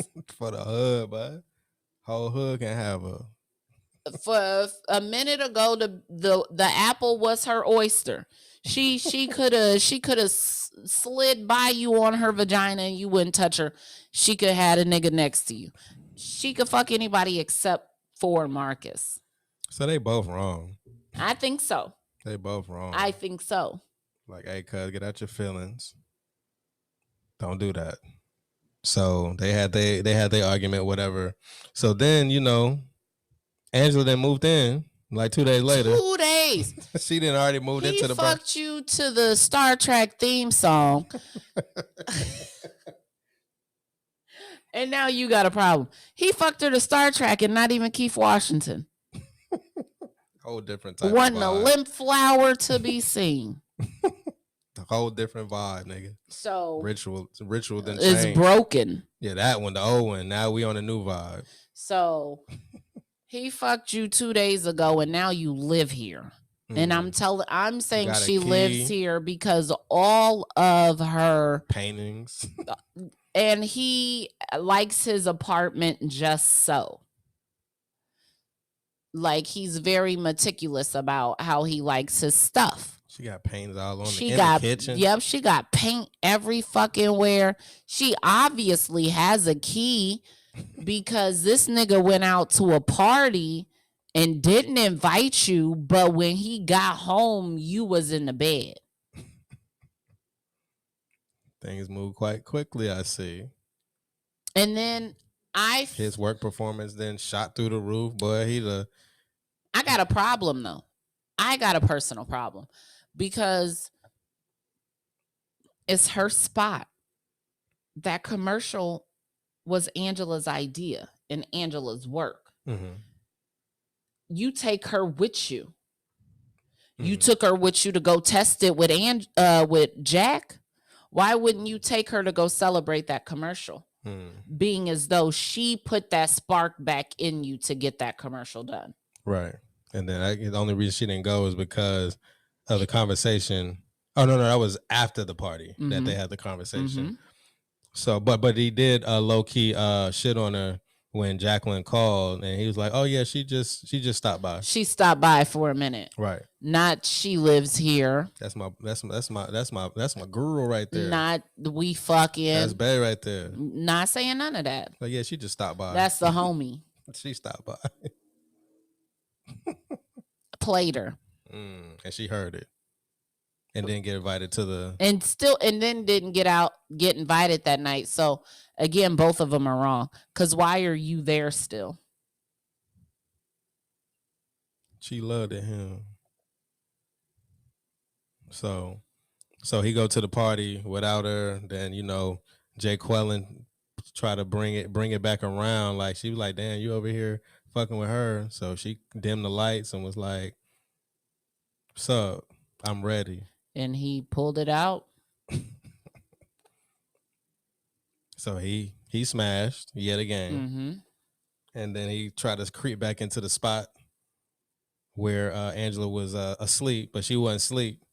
And then the next morning, he's like, she already know what's up. And then he come in there walking in like damn, I don't want to have this conversation. Or maybe she ain't know, so I ain't gonna say nothing until she say something. And then boom, the conversation happened. Like, yeah, I don't know if I still, have feelings for her, and da da da da. Then she hit him with the infamous line, "Love should have brought you home." I'm home sick last night. and tired of men using love like it's some kind of disease you just catch. Love should have brought your ass home last night. First of all, bitch, I was home. I did come home, and it was nighttime. I came home to my home. Bitch, you do not live here. She got a key. That doesn't mean you live somewhere. I have keys to a lot of places. You have keys to places. You live there? But she didn't move that shit in there. That's different. She got art. She got her clothes there. She got a toothbrush. What if there. she ain't got no clothes there? She just got art. She just got art and a toothbrush. Well, she still got her art there. Because I got my toothbrush in a place I don't live.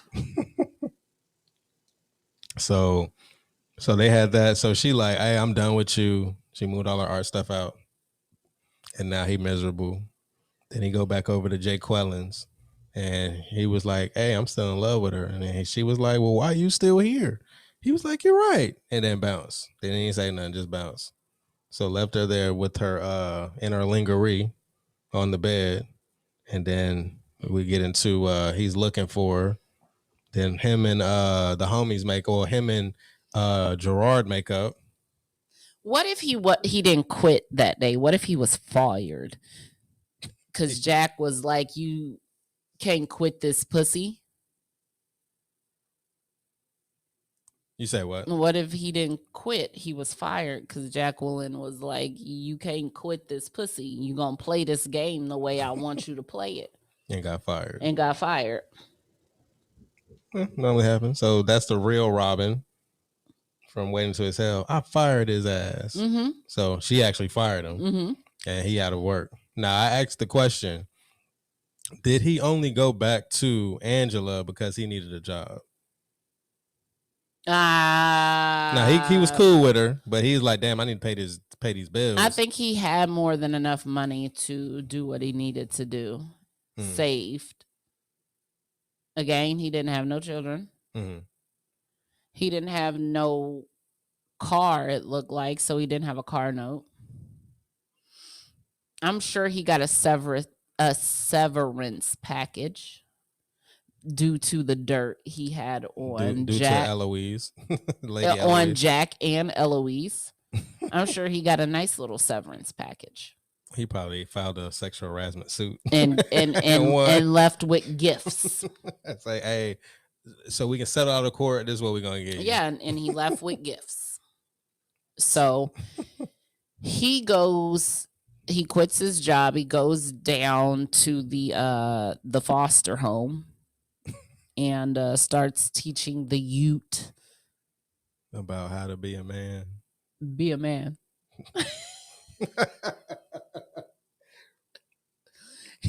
Your girl leave you, take all her stuff. Don't chase after her. Be a man. He start giving lectures. He becomes Tony Robbins in the hood. He out here teaching the youth. Wrong. The leaders of the future, fucking leaders of the new school down here at the foster home. Mm-hmm. Now he's teaching them about art. I've never seen this nigga paint anything. Just because you loved an artiste doesn't make you one. But this nigga's out here teaching the youth now. He takes the youth to go find stalking and a predator. Because how did you know where to find her? Mm-hmm. You saw her billboard on the side of a bus, and all of a sudden you know what advertising company she's working with now? Mm-hmm. How does that even work? Like it was your company and one other company. So if it's not your company, she must work at the other one. Not too many. So he find her. Then he pop up like, hey, baby, I miss you. I can't live without you. Hit her with the PM Dawn song. Is it my turn to wish you luck? So yeah, he hit her with that. I'm gonna sing it in the key of Tony Braxton.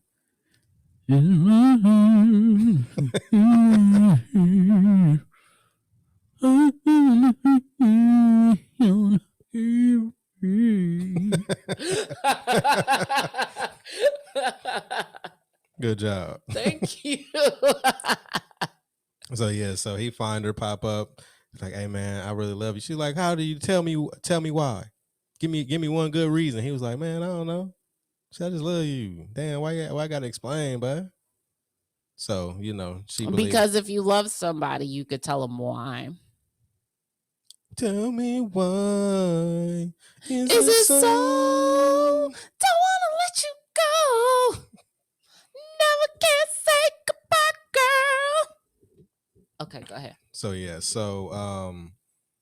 they kiss and make up. Now she checking that nigga out in the middle of the fucking street because now she's a high value woman. She's like, hey, I ain't moving with you, cuz. You gonna bring some shit to my apartment and we gonna test drive this.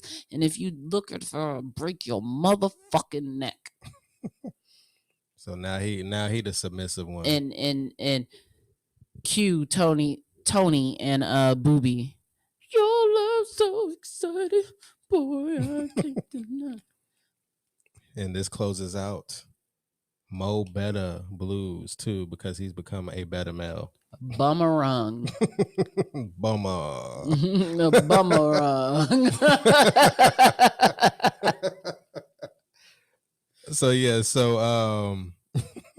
Boomerang. So then that brings up I think I had it here. God damn. Oh yeah. So we noticed that Marcus didn't look at her feet as he did with Jay Quellen and Christy.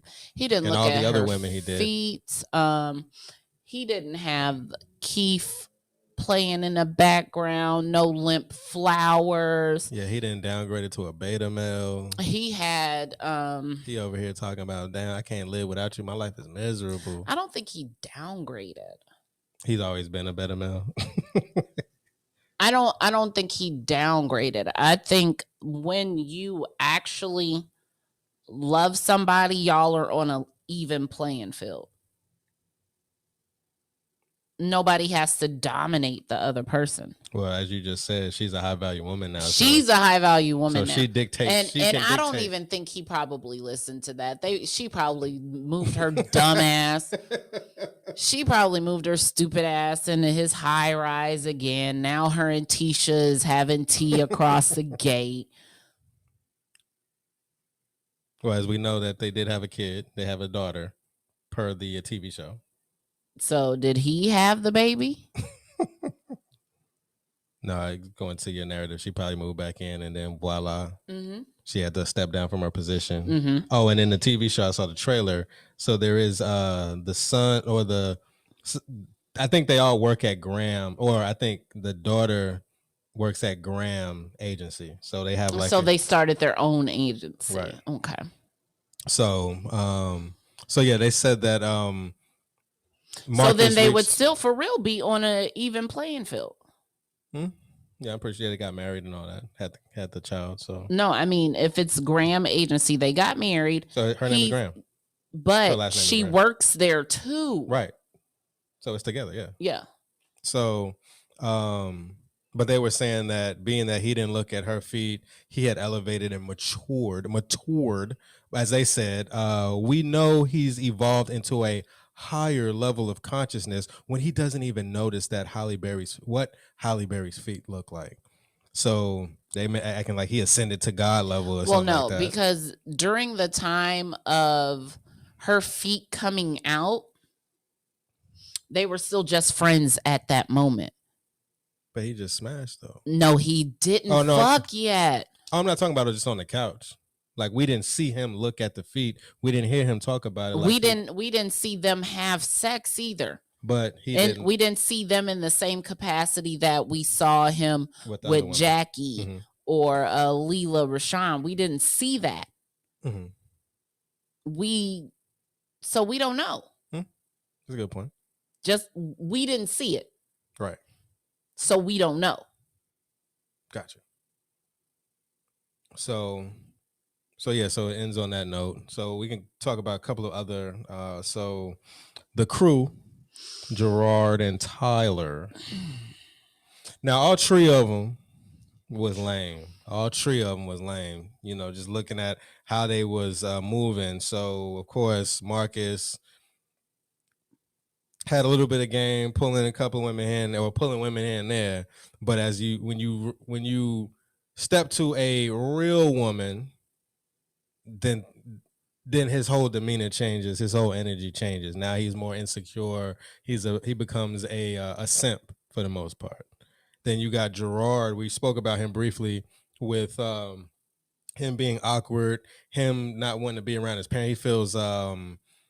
He feels embarrassed around his parents and things like that. But he talked that talk like, oh yeah, I get women and da da da da da da. Then you got Tyler, Martin Lawrence's character. He just don't get none, as they jokingly talk about throughout the whole movie. And then what was the situation where he finally came up on some? Baby got her stitches out. I think that he ran across a bitch that had just had a baby who had an episiotomy. You gotta wait that full 6 weeks to bang the twizzard. Right. So all three of them was lame. And I also want to talk about how this reverts back to waiting to exhale. Or hating to excel. Go ahead. Or stop inhaling. Niggas is cool with what you're doing as long as it don't affect them. Marcus can fuck any bitch on the planet. Marcus can fuck anybody's bitch. It's cool. But not somebody you like. Boy, it's sad. That's what Bernie was cool with, what Savannah was doing till it was done to Bernie. Right. So all wrong or none wrong.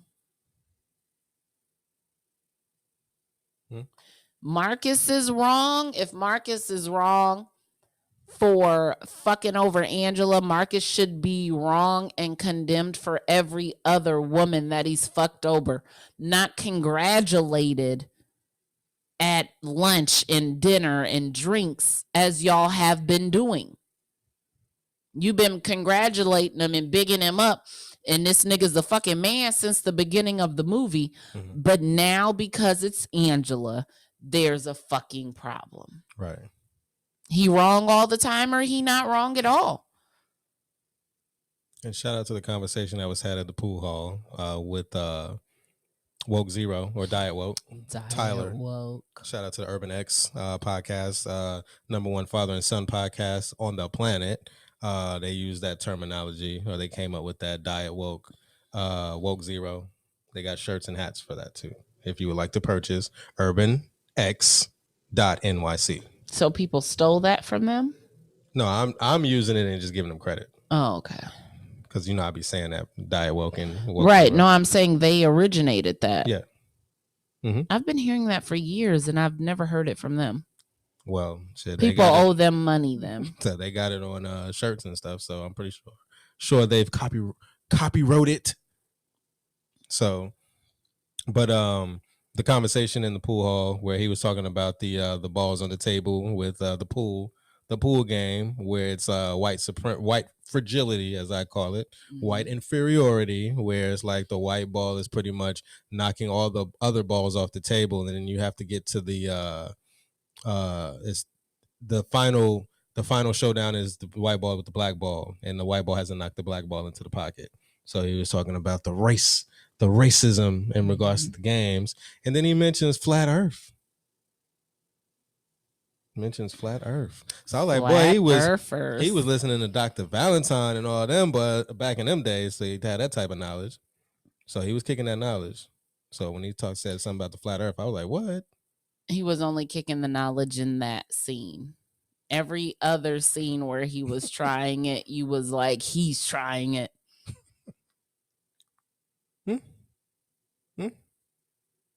So yeah. Woke Zero. No, Diet Woke. He probably read it. You get it right sometimes. He read Behold the Pale Horse and was like on it. So that's usually how it go. Two last things I'll say. Boney T with the quote that Jay-Z stole on the Blueprint album. First, the Fat Boys break up.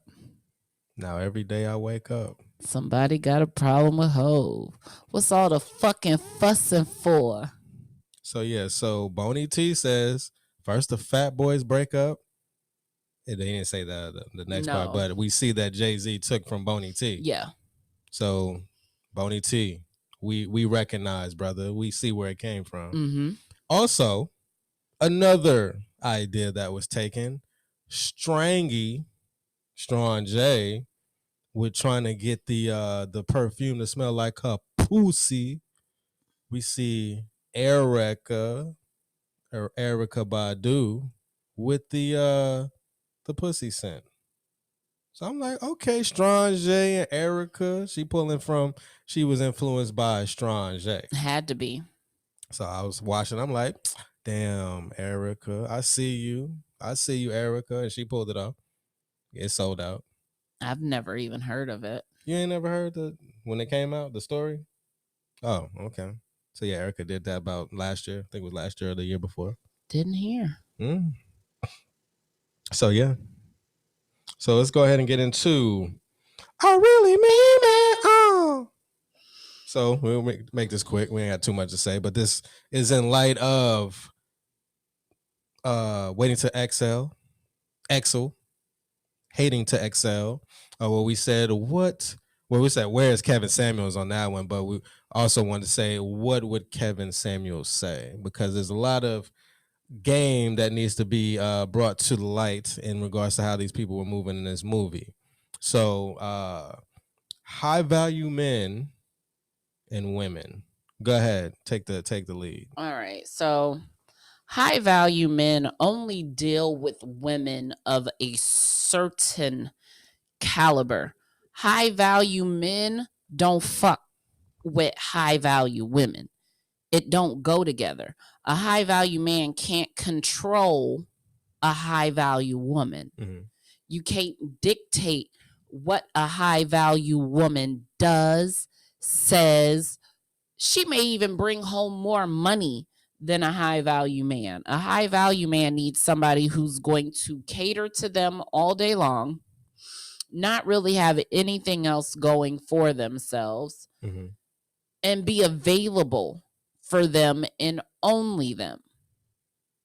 That's why it matters how many children you have, how much you weigh, how tall you are, what you look like. Like, are you a model? Are you pretty? Shit like that. Mm-hmm. How many kids you have matters, because if you already have children before dating a high value man, that high value man is never going to come first to you. Your children are always going to come first. Mm-hmm. Even after, if you don't have any kids and you have children with a high value man, that high value man is still going to come first, because he is providing that lifestyle for you and those children. Shout out to John and Bernie. So you're still going to cater to him and cater to his needs before you tend to those children. Mm-hmm. How much you weigh matters, because high value men want arm candy, whether they look as if they deserve arm candy or not. They don't have to be attractive. Brad, speak for itself. They don't have to be attractive, but you do. How tall are you matters. High value men like women of a certain height. They don't want a woman that towers over them. It makes them feel small. And if you're a high value woman, it doesn't fucking matter. A high value man and a high value woman normally just don't mesh well together, because they're about self, and two very selfish people just don't work in a relationship. Marcus is a high value man. Robin is a high value woman. He'd never ran into a high value woman before who was out here using niggas the way high value men use bitches. And she had the edge over him because she had the higher position. While he was fucking to get to the top, she was already there. High value men are not used to being told no. Now, what if she came in as like had the same attitude, had the same mindset, and was, pretty much strong in that area, but she came in, she may have not been like a secretary per se, but she may have been like a higher position, but under Marcus. How do you think that would have fared? I don't think it would have been the same as his relationship with Angela. But Angela didn't have that same level of like fierceness or fearlessness. So do you think the same way she acted, are you saying is just the position is different? Just the position. Like I said, she's still the same. She's an alpha woman, but she just didn't have the position over him. She was, let's just say she was just like right under him, but had the same attitude. It might have played the same way. She may not be a high value woman, but she's still a high value woman because she don't have no kids. Mm-hmm. You can't tell her what to do. She's very independent. Everything she has on her own. So it would still play the same.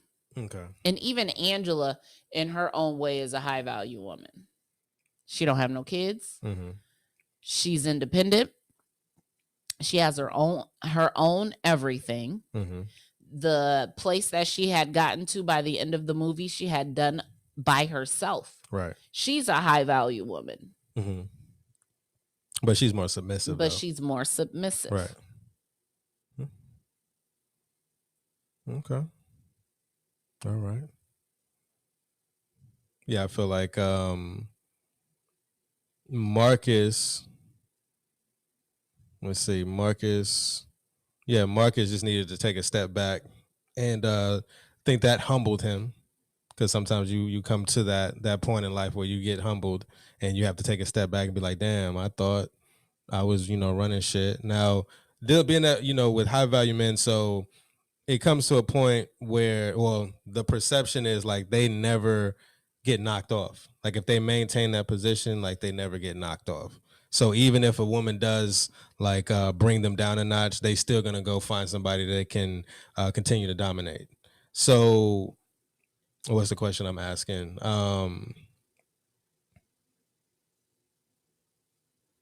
Well, I guess there wasn't no question per se. I would just start thinking, and then that came to me, whatnot. It's like, okay, that changed him. So he pretty much chilled. He didn't really play the game no more. But for the most part, you see men in that position, they just want to continue to dominate. So there is no humbling moment. Now I can look at like Jay-Z, the situation where he almost lost Beyonce. That humbled him. And then him having Blue Ivy and his children, like that humbled him. So he doesn't talk or move the same way he was doing back in the late 90s, early 2000s. And then him speaking about like, damn, talking about his lyrics on Big Pimpin', he's like, damn, I don't really like the lyrics. He has daughters now. Right. So it's like, okay, so there comes a point in time where you can get humbled, and then you got old dudes that still playing that game, still trying to dominate. And wondering why their daughters are out here getting played. Wilding. There are humbling moments for high value men, that I agree. That's not to say that makes them any less high value. Yeah, still maintaining. Yeah, sometimes it's cool to realize it's cool to treat your bitch with respect. The bitch with respect. It's oxy.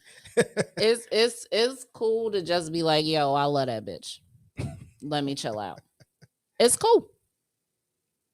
There's nothing wrong with that. And it's cool for high bitches with high value to be like, yo, I love my nigga. Like, and chill the fuck out. If I keep making him feel a certain type of way, I'm going to lose the nigga. So let me sit the fuck down and shut the fuck up and relax and let him feel a little bit more man-like.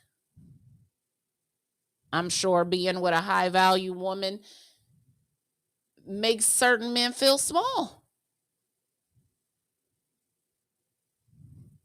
Because they ain't at that level. You can't dictate. You don't make more than me. You ain't even near me. So it's like, who you talking to? Correct. But if you love him, you shut the fuck up and you sit the fuck back. It's cool to be dominated sometimes. You don't always got to be in the driver's seat, and that's for men and women. It's about being on an equal level playing field.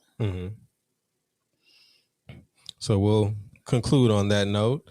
So this is season 7, Soundtrack to Life, meme number 83, MEMEFYING, Boomerang or Bummerang. Hashtag Mo Better Blues 2. Shout out to the double entendre on that one. Hashtag Oh no, baby, what is you doing? Hashtag What would Kevin Samuel say? Hashtag Love Poos. Hashtag You don't want this pussy.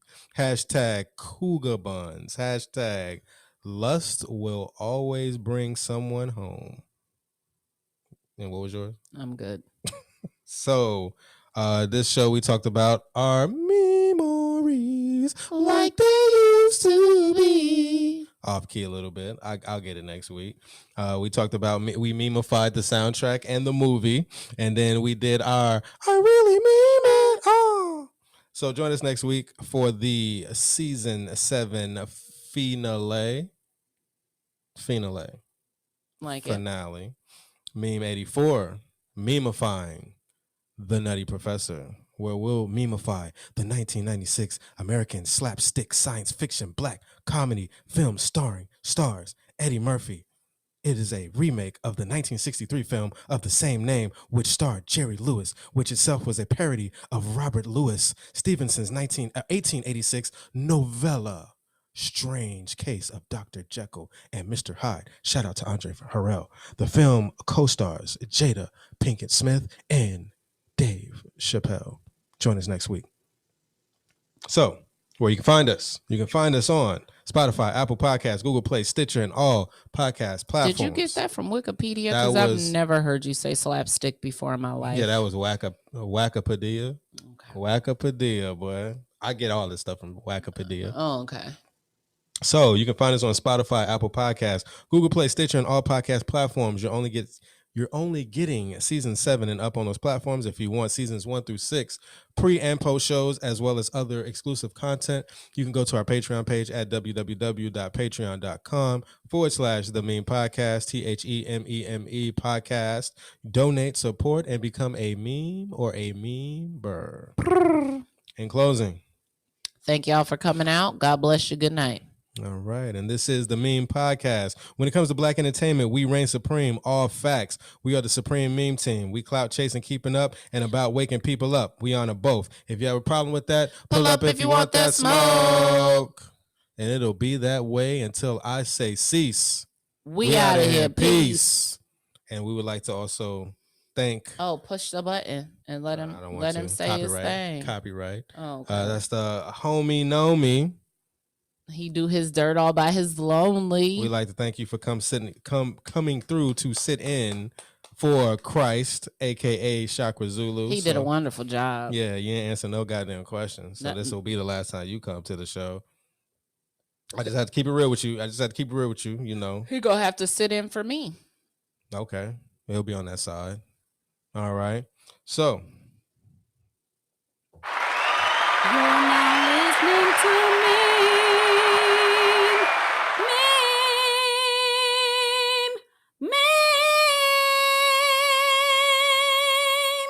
You're now listening to MEME. Yeah, yeah.